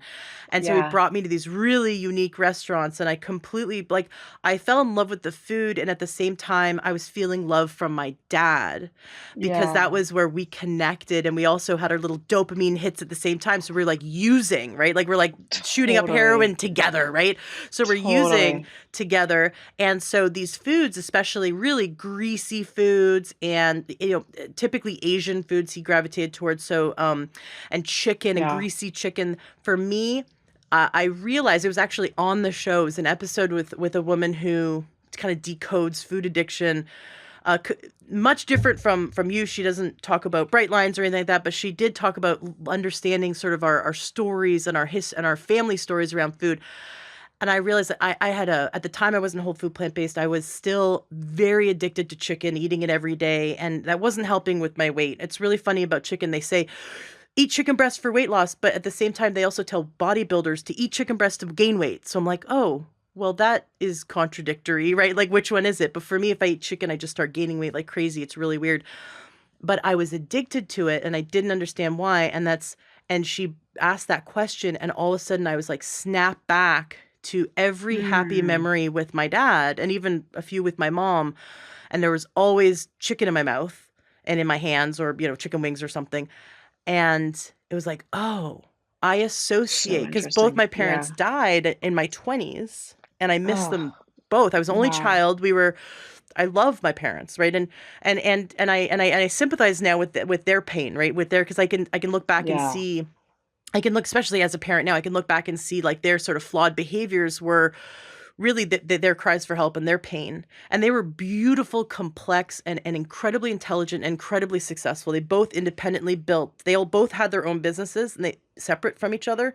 They both Hmm. independently became millionaires, Oh, and wow. grew. They both built beautiful businesses. And during, when I was a teenager and in my 20s, and I watched them become incredibly successful, but also very self-destructive. And I see that the specific foods that I had the greatest addiction around, like chicken and Asian food, that it would bring me right back to the emotions of feeling safe and loved by my parents who I missed. And so Hmm. I had that addiction brain going on, but I also had that anchoring, that association with those past emotions. And then Glenn Livingston, who I had on the show, and he also asks questions to help people sort of make food rules. But your program seems, and his program's great, and your program also seems much more complex. So different but similar, which is beautiful because you're seeing that these bright lines work. And he asks questions like, well, what can you do in your life besides eat chicken and still have the same emotions, like get the same outcome? And so yeah, I can sit here and sort of meditate in a happy memory, remembering my parents and just feeling my love for them, and I don't need to have food in my hands or my mouth to do it, right? Yeah. So I can still recreate and fill that need, right? Or I can go spend family time, bonding time with my family, not around food. Because you talked about how Mhm. when we all kind of get together and eat, it's sort of like we're at a feeding trough. I look up at my husband, my son, and my mother-in-law, and we're like, we're not talking, we're not connecting, our eyes are down, and I feel like we're a bunch of cows at a feeding trough. Totally. During our Totally. family meals, I'm like, there's no emotional connection here, right? Yeah. Whereas if we played a board game together or went for a walk or like nature, Right. like bird watching or something together that didn't involve Yeah. food, it's much more emotionally satisfying Yeah. to do That's have a right. conversation together. Yeah, food is a poor proxy Right. for most of the things we use it for. Food is a poor Right. proxy for connection. It's a poor proxy for entertainment. It's a poor proxy for comfort. It can fill those needs to some degree, but not well, not well. And I just want to say for the listeners who feel like I'm an ascetic around food, that I'm into like denial and purity and not enjoying food. That couldn't be further from the truth. Like I love my meals. I enjoy my food. And what I do though is I eat because I follow this structured way of eating. I'm in alignment with my eating. I'm in alignment with my body. I'm not obsessed or owned by food anymore. And my meals are like a hot shower. I love taking a hot shower, but I don't think about it obsessively before or after. I'm not looking forward to it all day long. Mm. If I think to like really enjoy it, which I often do while I'm in there, I take a very long hot shower. I live in a part of the country where we have ample water, which I'm really grateful for. I live right near the Great Lakes where there's like a big chunk of the world's fresh water. And yeah, I take a long hot shower every day. And that's like my breakfast, lunch, and dinner. Like I sit down to my meal and I take a deep breath and I just think, oh, this is awesome. I love this food. I savor it. It's delicious. It hits the spot. I'm satisfied afterwards. And then I move on with my life. And I'm not thinking about it in between. So for me, that's food neutrality. And it's for me, it's a healthy relationship with food, right? And that's what I help people achieve. People who, I used to teach this college course on the psychology of eating, and I used to draw a big circle up on the board. And I would say, imagine this is a pie chart, everyone. This is a pie chart. And I want you to carve out a slice that represents the proportion of your life focus, your thinking, your energy, your like everything you're about, like like your thinking and your focus and your energy that relates to your food you're eating, your weight, your exercise, what you've eaten or not eaten, whether you're on your plan or off your plan, how many miles, how many calories, how many pounds, what percentage of your life is that? And Ashley, I tell you, I would have slender, regular weight, lovely college gals start to cry. And I would just, say, I notice you're having a reaction to this exercise, like what's happening for you? And she would just like carve out almost all but this tiny sliver and she would say 95%. So the way we eat in bright line eating is the antidote to that, right? Like if I drew that pie now, I don't know what it would be like. I don't know, 10%, 15%. Like, it takes some effort. I got to focus, like, do I have enough blah in the fridge? And I got to go to the grocery store and, I work out and blah, blah. But, mostly my life is about my life now. I have my life back. I don't need to be thinking about, making my food sexier. I don't need to, it's in its place. Mm. Yeah, I'm not there. I want to get there. The needing to make the food sexier. There's still that part of my brain that's like, and I know this food's delicious because I love like shiitake mushrooms are so delicious. I put them in everything. I'm like, I'm looking forward to those shiitake mushrooms. And I got some lion's mane mushrooms. Oh my gosh, the mouthfeel of these things is insane. I love them. And they're also really good for your brain. Mm. And then Mushrooms are so healthy, ridiculously right? healthy. That's what I Yeah. made for dinner yesterday. I did a 3 mushroom. I did oyster. And what's cool about oysters is when you cut them like they're little scallops, you Yeah. cut them so they're circular, it kind of tastes like scallop, like not taste, but it has that mouth feel. It's a Like little it, meaty. so Yeah. yeah, right, Yeah. exactly. So I did a 3 mushroom. I did oyster, lion's mane, and shiitake stir fry with onion and tofu, and then my hot sauce, because I'm addicted to hot sauce now. It's and I read this study that it's really good for you on many levels, and I'm down for it. It's like anti-parasitic. It helps the body, with all, anyways. So many good things about hot sauce, and I'm sold. So now I realize I actually can't eat a meal without hot sauce, and now I'm like wondering if that's an okay addiction or not. But it's fun. It's fun to put on food, and in moderation, I guess. And then it's so delicious. But there's that part of my brain that's saying the whole time. So I'm in a part. This isn't gonna be good enough. This isn't gonna be yummy enough, and it won't. That part wouldn't be satisfied until there's like, I don't know, peanut sauce and noodles and, do you know what I mean? A bunch of stuff that isn't optimal for, or chicken, right? That stuff that's not optimal for me, and I know the next day I'm not gonna feel good having eaten that meal, right? So there's this part of my brain that isn't happy until I've adulterated a healthy meal to make it unhealthy. And Mm, yeah, I just tell it to buzz off, right? I tell it to buzz off, but I'm really looking forward to the day that I don't have that I can cook a meal in peace. Because right now yeah. I'm not cooking in peace, but I've come a long way. Because I look back to where I was in 2010, living off of the dollar menu at fast food restaurants. Yeah, Like that's that's coming because a long way. Yeah, we hit a rough streak financially, and we thought that we would save money eating at the dollar menu, and turns out you actually have to eat way more. We'd end up buying like 10 burgers, $10, like we'd each have five of these dollar meal burgers. We'd feel horrible. Then we couldn't work because we would yeah, be so, I mean, we were so gross. We were like, this is very soon after we really hit a good stride with healing foods, and that was good. yeah, It was good that we hit that bottom and experienced that. yeah. And also just how crazy addictive the dollar menu is at pretty much any fast food Oh my restaurant. God, yeah. And I did a study recently that you can eat for way cheaper than the dollar menu on Brightline Eating. People say that healthy food is expensive, but not all. I mean, like for example, in Brightline Eating, you have a serving of fruit at breakfast and a serving of fruit at lunch, right? In addition to obviously a lot of other things.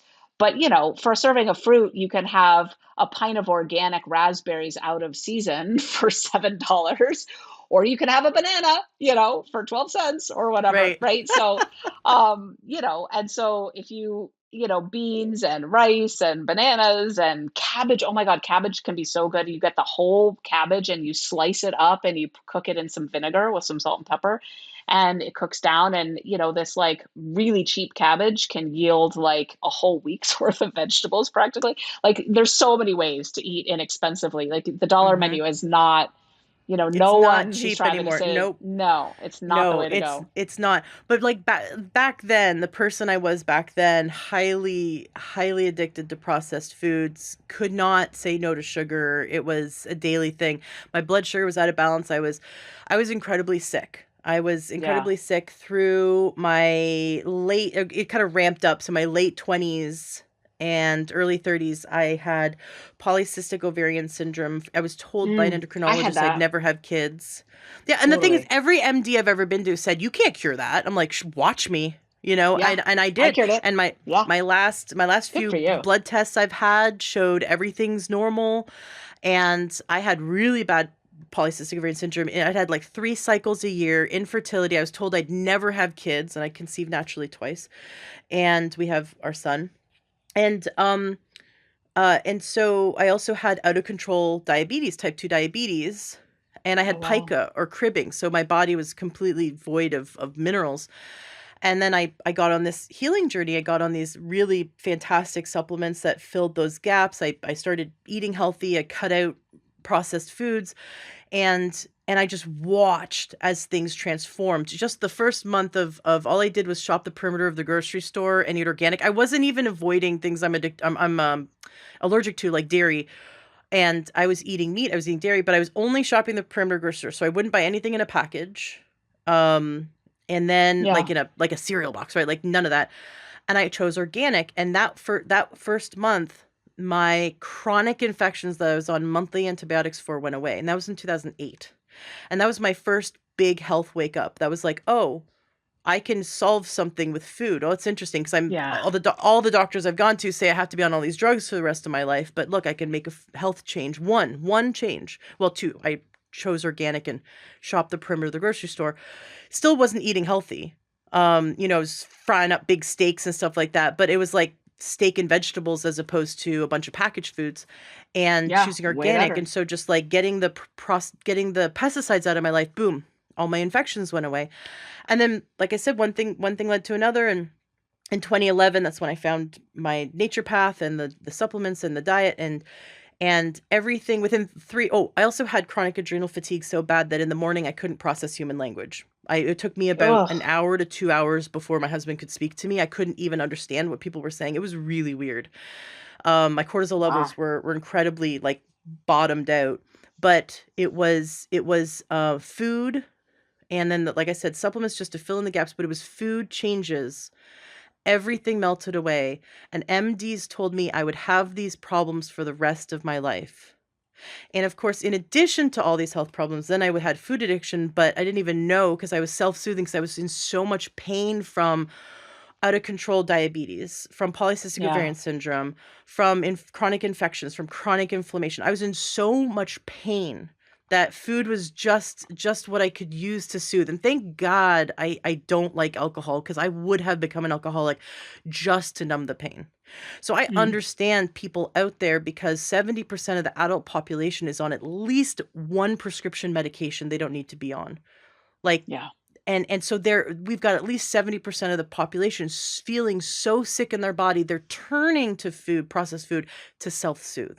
So Yeah. it's like you said, some one third of the people aren't necessarily susceptible to addiction, but that doesn't mean they're not going out and self-soothing, Oh yeah, right? bad habits. I mean, you can eat a lot of processed food just out of, liking the taste and mouthfeel and out of bad habits and and the difference there is that, without necessarily getting a lot of support around it, if you Mm, just really make up your mind to do differently, you can. You know what I mean? So addiction is where you're really trying and you still continue to harm yourself in the same way, right? that's a good distinction to understand. Yeah. Because some people can just be like my father-in-law, he was an alcoholic and he smoked cigarettes, and then one day I think he got into a minor car accident, or maybe he like drove home drunk, and it would like he that was his wake up call, and he was always drunk and always had a cigarette in his mouth, and this was, I don't know, in the 70s, right, when it was like acceptable, and he just snapped. He just goes, "I'm not going to drink anymore." Boom. No, like no backlash, no Yeah. addiction, no. And then he decided he was going to stop smoking because I think it was affecting his cycling times. He was like a kind of a professional cycler. He just went boom. No, no, I'm just gonna. Stopped. He just Yeah. stopped. And anything he had ever, was seemingly addictive to other people, he could just stop and have no cravings and be done with it. And so I thought he was really weird. But you're telling me one third of the population is like that. I'm like, okay, because that's Yeah. definitely not my experience of life. Yeah. So it's interesting because listeners who are those people where the addiction brain isn't a thing for them, please have compassion for your family members who are struggling with addiction, who say they're going to Yeah. stop and they can't, and they say they're going to Yeah. stop and they can't, because it's easy to get angry at them and say, well, you're not trying hard enough, you're just lazy, but they're having an internal fight that Yeah. is so hard. They don't want to destroy their lives and their family. They don't. But so please have compassion. And even though you don't personally understand that, you could put yourselves in the shoes of understanding that there's an internal struggle going on. So, okay, so you have these people who have food addiction. They try to diet over and over and over again, and it keeps failing, and then they blame themselves. But because the underlying problem is processed food, or food addiction in general, mostly processed Hmm. food is the culprit, right? And so they've Yep. got food addiction, and now they hear about bright line eating. Yep. And you say, so is this like a 12-step program? Is this, what are the first few steps? Someone's coming in, they're not even 24 hours sober yet. Like they just finished their last bag of Doritos, right? And they log into brightlineeating.com. Yep. What are these? Walk us through the first week of sort of food sobriety? Yeah, sure. So someone goes to brightlineeating.com, they sign up for the membership, they do a free trial, so they haven't paid a dime, and they're just going to give it a try. And the first thing that happens is they'll get a warm welcome message from me, and they'll get to create their password and log into the system, which is super easy. And then we'll walk them through getting started, right? Like they'll get to download the food plan. They'll need to buy some supplies. They'll need to get a digital food scale, a food journal, some things like that. And they'll need to clean out their kitchen. Mm-hmm. Really clean out the cupboards, clean out the kitchen. There's guidance on that. It's fine if you live with people who eat differently than you. They don't have to do bright line eating, but then it's maybe have a conversation about like, okay, um, can we keep the the pies off the counter? You know what I mean? Like maybe we could put them in this cupboard, or here's a place where all those foods can live and you can access them freely, and then they just won't be out, for me on the counter, that kind of thing. Um, and so within 2 or 3 or 4 or 5 days, for some people 1 day, they're all set up and they're ready to start. And then we have like a day one experience where it's kind of ceremonial, right? Like you start, and we have a meditation called the Crossing the Line meditation, where we guide them to really step over the line and step into a world where they're committed on their bright line eating journey, and they really begin. They write down day one in their food journal. They write down what they're going to eat the next day, and they start their day one. And the game is really you write down your food the night before, and the next day you eat only and exactly that. And then you start setting up morning routines and evening routines to support that. You start to form your place in the community. You find a buddy, you join a mastermind group, you start to get connected in a community. And after the first couple weeks, what will happen, Ashley, is someone will have lost, if they have weight to lose when they come in, and not everybody does, but they'll have lost a significant amount of weight. Often they'll be stunned by how much they lose in just those first couple weeks, and their brain will have already healed so much that their hunger will be lower. Even though they're losing weight, their hunger will be down statistically. Their cravings will have already subsided significantly, and they'll start to have this automaticity that comes in. And what's happening, Ashley, is we're wiring their brain so that the part of the brain that governs eating is no longer the what do I feel like, I want something sexy, or what am I choosing in the moment part of the brain, which is Mm. very vulnerable to willpower depletion and looking for a fix from our food, Mm-hmm. right? And we're starting to use the same part of the brain that executes brushing teeth for most of us, which is a part of the brain that just kind of does it, right? Whether you're tired Mm. or in the mood, doesn't really matter. Whether you're traveling or you're sick or whatever, you just brush your teeth. That's the part of the brain that we start to access by this pattern of writing down the food the night before, and then the next day eating only and exactly that. It's kind of like you starting that habit of after dinner, I brush and floss. And that pattern starts to get really anchored in, right? And so 2 months after they've started, what happens is they've now lost 3 times clinically significant weight loss. Um, and on average, no, no, no, no. Sorry, 1.5 times clinically significant weight loss after 2 months. And then after a few more months, it's 3 times clinically significant weight loss. So we measure typically as a percentage of starting body weight, but we're talking about enough weight that their joints aren't hurting anymore, their inflammation is way down, all like you were talking about, all manner. And I can't make medical promises or whatever according to the regulatory bodies, but what we see is people who are on insulin are getting off their insulin. What we see on average is that people who are on all manner of medications are starting to phase off their medications. That's not a promise to anyone, it's just a prediction on average from what we see.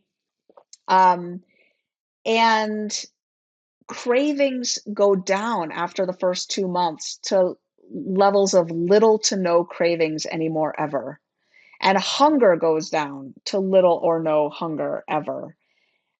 We also see, now this is published research that we've published in peer-reviewed scientific journals. We also see people at every age of the lifespan losing weight equivalently. Like in those first 2 months, women in their 50s, 60s, and 70s are losing the same amount of weight as women in their 20s and 30s, which you might think, well, that's not possible because it's harder to lose weight as you age. And everybody knows that.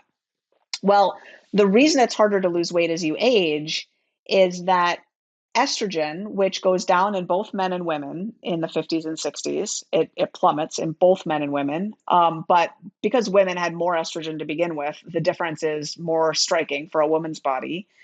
Estrogen has a facilitating effect on insulin, which helps to smooth out the edges as you eat processed foods made out of sugar and flour, right? As you eliminate sugar and flour from your diet, it doesn't matter as much anymore whether you have the estrogen to facilitate your insulin, right? And so with sugar and flour out of the equation, what that does is it levels the playing field. And now women in their 50s and 60s, postmenopausal women, are losing weight just like they were 20 and 30 again. So that's really exciting. A lot of people come with thyroid issues. They think they can't lose weight, or autoimmune conditions, or PCOS like you and I had. I have Hashimoto's thyroid too, and it really, it works sort of across the board. So yeah, and so then really within 2 or 3 months, people are on their way. They're hooked. Like this is their life. And what we call them is bright lifers. Bright lifers, like they're just doing it for life. And so we published results showing that 2 years later, they're maintaining every pound on average, every pound that they lost when they started Bright Line eating 2 years later, published in the Journal of Nutrition and Weight Loss in 2001. Wow, congratulations. Yeah, it's cool. That's It's so cool. cool. Yeah. I read a study once where they took people who've always been of the healthiest weight possible and people who are obese. And they kind of being like a neuroscience study, people who have always been of the best body weight for them, they the healthiest, they have almost no pleasure derived from thinking of food before they eat it. Mm, And when they ate food, the pleasure was high, high, high, high, high. yes. Yes. And then they went on with their day. It was like, it was, I don't know. I don't think It about, was I like mean, my hot shower analogy. It's like I yeah, love it when I'm doing it, but you don't think I'm not, about, right. You don't yep. sit there like, getting off on thinking about your hot shower that's coming up. Although I could think about like a nice hot bath and like, go, ooh, I can't wait for that. But like I have this tongue scraper and I love using it. I can't believe the stuff that I use it twice a day. I can't believe the stuff that everyone needs a tongue scraper. Go run, Yeah, buy it now. The stuff that I have comes one out of your too. tongue. I had a listener ask me in our Facebook group, like, why can't I just brush? I'm like, no, no, no. And someone else said, because you're just brushing all the bacteria around. You're not actually removing it, but you're removing this biofilm that the bacteria lives in on your tongue. It's pretty crazy. And I love doing it. It's the best part of brushing teeth. But I don't think of it throughout the day, so I Yeah. gain maximum pleasure while I'm doing it for like the 30 seconds I'm doing it to see all the crap coming off my tongue twice a day. It's really cool. And how clean my tongue is afterwards. Your mouth doesn't feel good until you've cleaned your tongue. Like go do it. It's amazing. Um, but and it's just metal round U-shaped thing you just scrape your tongue with. But I don't think about it throughout the day. So the study, they found that the ideal weight people who've never had obesity issues don't derive pleasure from thinking about food, but when they're eating it, it's like orgasmic. The obese people, they hooked them up to machines, looked at brain scans, and saw that they derive quite a bit of pleasure. Not as much pleasure as the skinny people did from eating food. They would drive, but still substantial pleasure just from thinking about the meals they could have, like chicken wings, hot dogs, whatever. But when they went to eat it, the obese people were disappointed because the fantasy was better than reality, which is kind of like my husband told me that a long Yeah. time ago. It's like, when you're like not married and you're like dating around, and he goes, let me tell you, He goes, he's a happily married man. He goes, the fantasy of what you can do with women as a man never, it's the fantasy's always, because in your mind it's like you're this, the god of the bedroom, right? And if you live in that fantasy world, you're always disappointed from reality. So he's like, that's the same with pornography.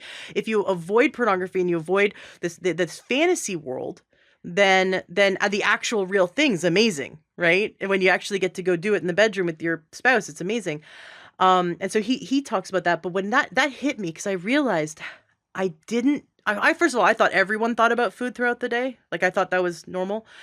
Um, Right. and I, Yeah, I not at all. that's what made me go, wow, I really do think about what am I going to cook? What am I going to cook later? And what am I going to, and it's pleasurable. I love cooking, but it's like making up these meals in my mind. And I realized, wow, I do get more pleasure from the fantasy of what the food is than when I sit down to the meal. Yeah. So your program gets us to the point where now we've rewired the brain to be like all the skinny Yeah. people, That where we're reverses. That's not, right.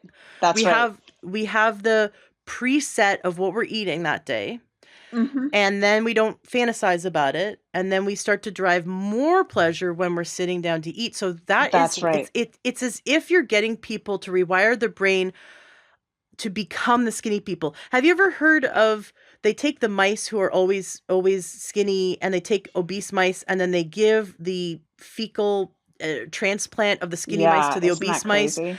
and Yeah. they all eat the same and get the same exercise, but the obese mice become skinny and the skinny mice become obese just because the microbiome The changes. microbiome. I And I'm know. imagining it's like that, but you're changing. It's like you're taking a fat person, but giving them a skinny brain way of. Yep. You're making their That's right. brain be like skinny brain people Yep. and Yeah. And having the skinny brain research. habits. Yeah, totally. And the research you were talking about is what addiction scientists would call the distinction between liking and wanting. So Mm. the liking and the wanting systems are very different in the brain. And as addiction Oh. wires up, what happens is your wanting goes up and up and up, but your liking, once you have it, goes down and down and down. And that changes over Oh. development as you wire up an addiction. And it is its own kind of torturous hell, right? To live in a world where you're wanting food, wanting food, wanting food, but then when you eat it, it doesn't give the payoff. And then you're thinking, oh, well, now I need something sweet. Now I need something salty. And you're eating, but you're not even liking it that much, but you still want it. And the elbow wants to bend and the mouth wants to chew, and you still want to be eating, and you're wanting and wanting, but not even liking. And if you haven't had addiction, it doesn't make sense, but that is the experience of it. And that is exactly what bright line eating does. It heals that. It heals it. And it's rigorous and it's not for everybody, but it works. Like if you have weight to lose and you want to have a brain that doesn't torture you about food anymore, it works. It sounds very empowering, right? Very. The Yes, very. in terms of getting people back into their place of feeling freedom in their Yes. body, freedom in their life, freedom in their brain. Also, when you take away all that energy you put towards food, oh my, it's just like, Yeah, what else like could you be now, doing in the world? You know what I right? say, Ashley, is the person who's gonna solve cold fusion, like, isn't even working on those equations right now because they're starting Atkins for the third time this year, Yeah. It's like, think about how much wasted potential is buried underneath all of this obsession about what we've eaten or not eaten, whether we're on our plan or off our plan, how many miles, how many calories, how many pounds, what we're cooking, what we're eating, the food that we're wanting to eat. It is so many. I mean, it's like 2 billion people now in this world are Mm. overweight or obese and food obsessed. And And then with children, oh, most children. So I mean, I'm very, very, very grateful. My son is sort of like, his body shape is just like me as a kid. I was thin and muscular and athletic, and he is the same way. And he could take or leave food. In fact, when he's playing with his friends, like I'm like, can you please eat your lunch? He's like, no, I'm busy playing, right? And it's like only when the world has calmed down, there's nothing more fun to do. And I'm like, and he keeps asking, like, okay, are we doing something more fun? I'm like, no, now now it's quiet time and let's eat our meal, right? Then he's hungry. Like he's not hungry until there's nothing else to do in the world. Whereas me now as an adult, I'm like, well, the food is the fun. What are you talking about? Like, let's go eat. But as a kid, I watch him. I'm like, he is just like go, go, go. Fun is fun all the time. He could take or leave food. I'm so grateful for that. But clothing doesn't fit him. And I think this is crazy because I have to go out of my way. Like I go to like kids' clothing stores, and I have to order online their special sizes for, quote unquote, skinny and slim, the skinny slim fit, because No, yeah, really? I am telling you, and he is not like, we go to an amazing pediatrician, like a naturopathic pediatrician. She measures him. She says he's healthy in healthy ranges. He is not. He's not unhealthy weight or anything, and he's growing like he's so tall now. I can't believe it. He just grew up to now he's in 8-year-old clothing. He's 7, and he just went another size up. And yet I have to go out of my way to find clothing that fits him because the average Because he's child now wow. Yeah, is obese. And he has a lot of friends that have more weight than I saw as a kid in the 80s. And that is because, like you said, most kids now eat processed food. When I was a kid, it was kind of an oddity. I didn't know I had a choice. You know, kids go like, or the parents go, my kids only eat macaroni and cheese, or my kids only eat hot dogs, right? And I'm like, when I was a kid, I didn't even know I had a choice. I had to eat what my parents ate, and so we sat down and we'd have, the grilled fish, and we'd have wild rice, right? Because that yeah, was, or legumes. We'd have legumes. We'd have grilled chicken. We'd have a Caesar salad with grilled chicken. Like those were pretty much the staple meals in our house was vegetables, some kind of lean meat and steamed vegetables and some like legume, or complex carbohydrate, a little bit of complex carbohydrate in there. But that's how I grew up eating, and I don't remember eating much processed food at all. Like maybe on my yeah. birthday I could get that. Like so like once in a blue moon was processed food, and now children are once in a blue moon having a vegetable, right? And so this is like, imagine this generation. Like yes, we have adults who need to lose weight, but imagine, I think you need to make a bright line for the parents who want to help their kids heal, Yeah. because now we have 7-year-olds with processed food addiction brain and Yep, 12-year-olds with processed food yep, addiction brain who are going to rebel and who are sneaking sugar, and yep, I even have a friend whose daughter steals. She's like yep. 10 or 12 years old. She will steal. So that she'll go when they're at Target. Her mom has to pat her down because she will always find hidden candy bars that she's stealing. Yep. Because it's that processed food addiction brain that we've given our children, because they've grown up mostly eating foods that have That's right. hijacked their brain. That's So right. yeah, we need this for us. We need the bright line eating program for us, but we also we need a gentle one for the children to help the children heal. And maybe the children could just heal when we start actually feeding them real food, and teaching them to listen to Exactly. their body. We have to be gentle, Exactly. right? Um, Yeah, so totally. my husband once a year does a fast, and he's aiming for 40 days this time. He's done like 28-day fasts, and it's a water only fast, and he's fantastic at them. But today's day 8. And what I Mhm. noticed, because I've been more conscious, um, since about, I would say actually since my interview with Joe Niflin. So this was maybe March or February. And because of the last year, I really did turn to food as one of my mechanisms for handling grief. And then I acknowledged that on the scale, and now I'm healed, and now I'm coming back down, and being much more conscious of how I'm eating and what I'm and I wasn't all going off the rails like either the last year. If I'd gone off the rails, it would have been 80 pounds, not 40 pounds. But um my husband fasting for the last 8 days, I have observed myself, and I realize it has been so much easier emotionally to cook healthy. And the thing is, he also eats whole food, plant-based, and he will eat whatever I eat. So it's not like he's sitting there like, "Oh, let's crack out the Right. whatever processed food." But just having to be responsible to feed multiple people, because I mean, I'm feeding our son, and I know what to feed him. Um but just to be responsible for, or sometimes my husband would be like, oh, let's just go eat out. Oh, like, and then giving into that. And it's kind of like being with the person you used to use with, right? Because him and I, we used to have food addiction together, go to the dollar menu, like, get off on that together many years ago. And he showed me his sugar addiction back when we were dating. We sat down to watch a movie when we were dating at his house, and he cracked open the family size. This is a thing of ice cream so big that it requires a handle. Have you seen those? Have you seen those? It has a big round lid and it's a tub of ice cream. The tub has a handle. That's like a bucket of ice cream. No, Yes, no, I it's haven't in seen that. Albertsons. It's Okay. crazy. It is a family. He would sit down and he told me every weekend he'd polish one off single-handedly, and he was so excited to share it with me. Now, I was like, I did not do dairy, so then I did dairy with him, and that was a disaster. But it made me see, wow, this is an addiction. He's inviting me into it. So him and I, we want it. Sometimes he'll pull me into that and be like, let's go eat out at a restaurant, yay.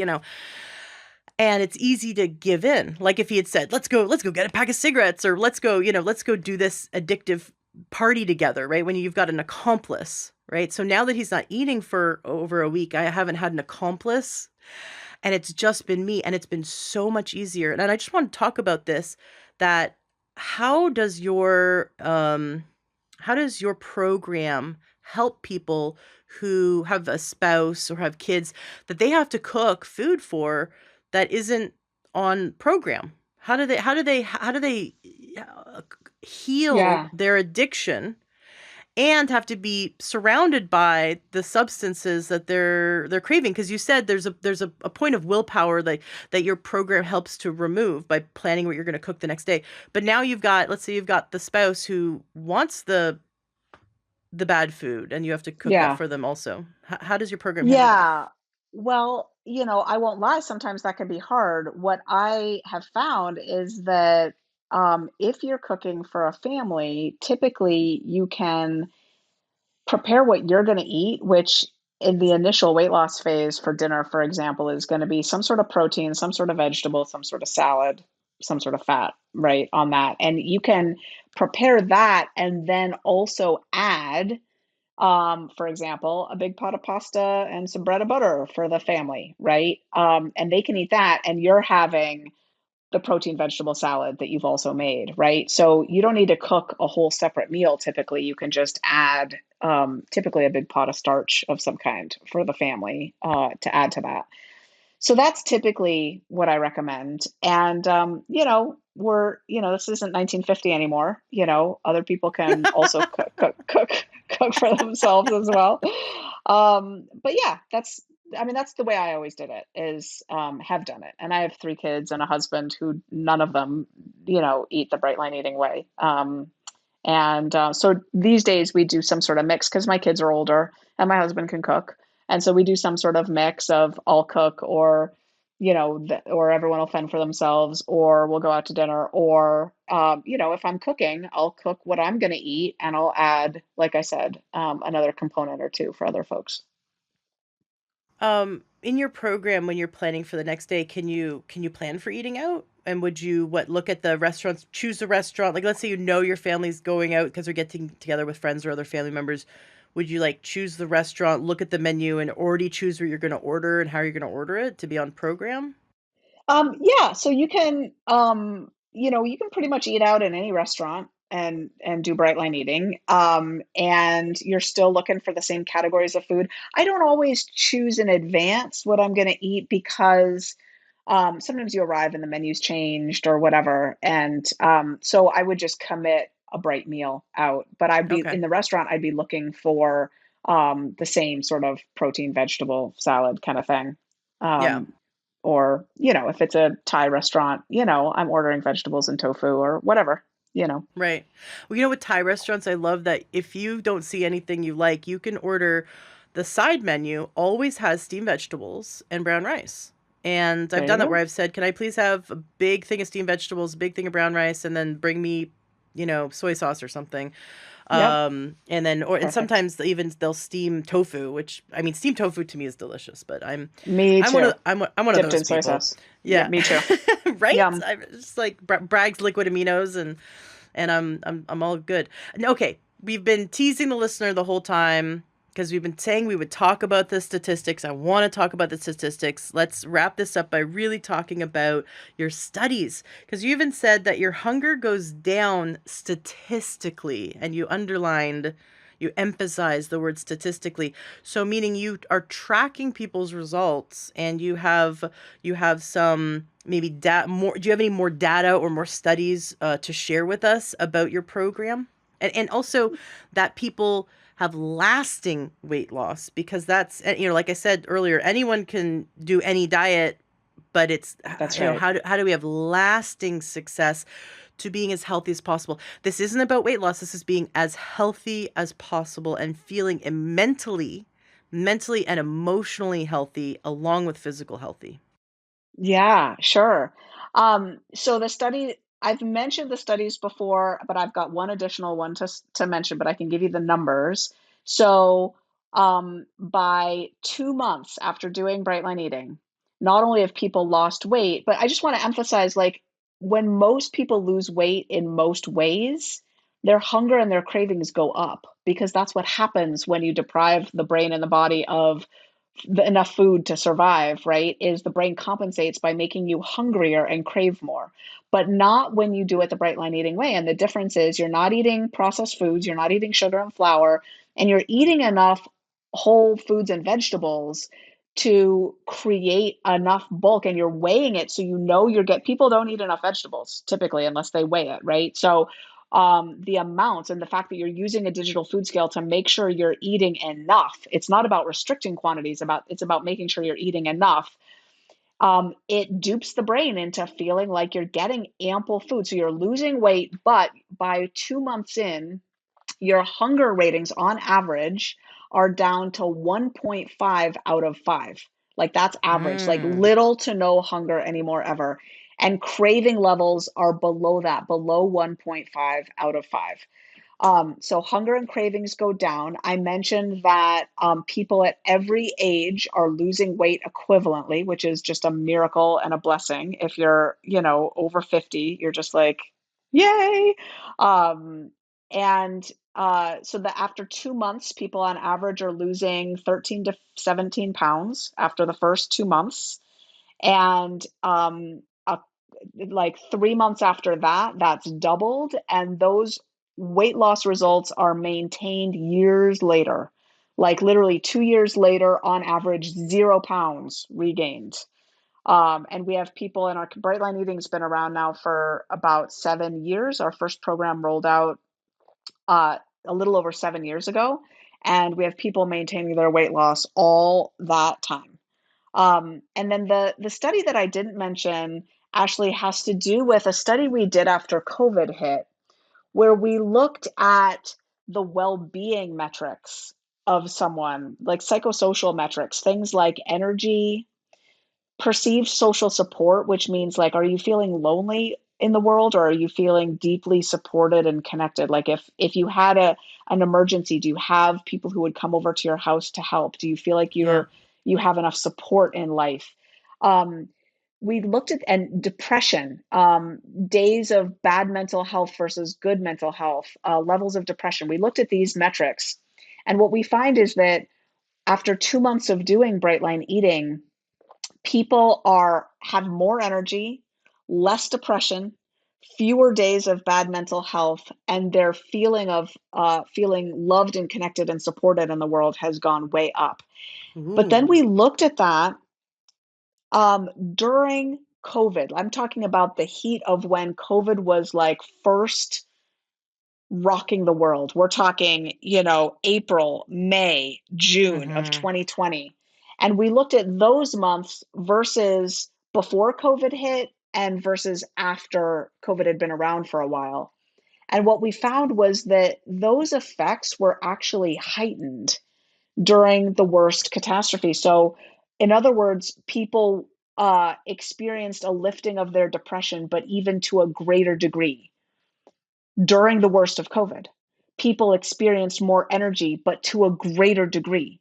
People experienced feeling more loved and connected in the world, but to a greater degree, meaning that bright line eating as a community and as a way of life is so conducive to well-being that during a catastrophe or an emergency, the effect was amplified because people had a community to lean into all the more and a program to lean on to get them through the worst times. So this is where, Ashley, I'm thinking about you over the last year. you know, Food can help us cope to some degree, but like we've been talking about, it's a poor proxy for real Mm-hmm. support and connection and coping, right? Mm-hmm. And when people have bright line eating to lean into, they flourish extra during the hardest times. It's quite remarkable. Love it. Love your program. I love that it's science-based. Love that it's holistic because it's looking at every aspect of your life and you're showing that it brings in that joy and satisfaction throughout someone's life. So that is truly holistic. That is what true health is. To me, that's the definition. That's why my husband claims he's the one that titled the podcast. But the idea of that it being true health, True Health podcast, the true health is all aspects of your life are in that balance, that have joy, right? And that have health. So it's not just physical, it's not just mental, it's everything. It's emotional, it's social, it's spiritual, it's every aspect. So the fact that you have this very well-rounded result is beautiful. I'm so excited that we brought this information to the listeners today, because just statistically we have helped some lives today, and even if we help one person to get out of that torturous suffering, this has been an incredible success. So I feel so blessed that you came here today to share this information. Thank you so much. Of course, the links to everything that Dr. Thompson does is going to be in the show notes of today's podcast at learntruehealth.com, including brightlineeating.com and the link to the membership. Is there anything you'd like to say to wrap up today's interview? And please, I want to say, come back on the show when you have more studies, more information. We'd love to have an ongoing conversation, because what it sounds like is you are always refining and making this even better as you study this further, right? Because we're never Yeah. done, right? We're always developing, and you've developed a fantastic system through this constant evolution with your Yeah. community, and being totally geeking out on neuroscience. I can appreciate that. So definitely come back on the show. But is there anything you'd like to say to the listener to wrap up today's interview? Yeah, I guess I just want to say there are a lot of people out there, and maybe you, dear listener, are one of them, who really have tried so hard to change the way you eat, to, turn the corner with your health, to start taking care of yourself better. But the food just keeps being an issue. And I just want to say you're not alone, right? It really is a real thing. It's addictive in the brain. And you're not alone. I just want you to know that I have walked the path of that struggle, and I see you, I feel you, and you got this. You got this. So come check us out at Bright Line Eating. We would love to see you. And there is a roadmap that works. There's a path that works. Brilliant. I'm I'm so happy that we're helping people. But by I say we because I was here too. But you are helping people today, to end that suffering and get on that roadmap to success. I geek out on personal growth and development. That's one of my favorite things. So thank you so much for coming on the show. Let's have you back. Thanks, Ashley. It'd be great. I'll come back anytime. And it's just been delightful talking with you. Thank you so much. Are you tired of guessing your way through supplements? Feeling like each choice is just another shot in the dark? Unlock your health potential at takeyoursupplements.com. Here, we don't just sell supplements, we customize wellness. Connect with a true health coach who tailors your nutritional path based on your unique health goals and challenges. From fatigue to vitality, from confusion to clarity. Start your transformation today. Visit takeyoursupplements.com and discover how feeling amazing is just one free consultation away. That's takeyoursupplements.com.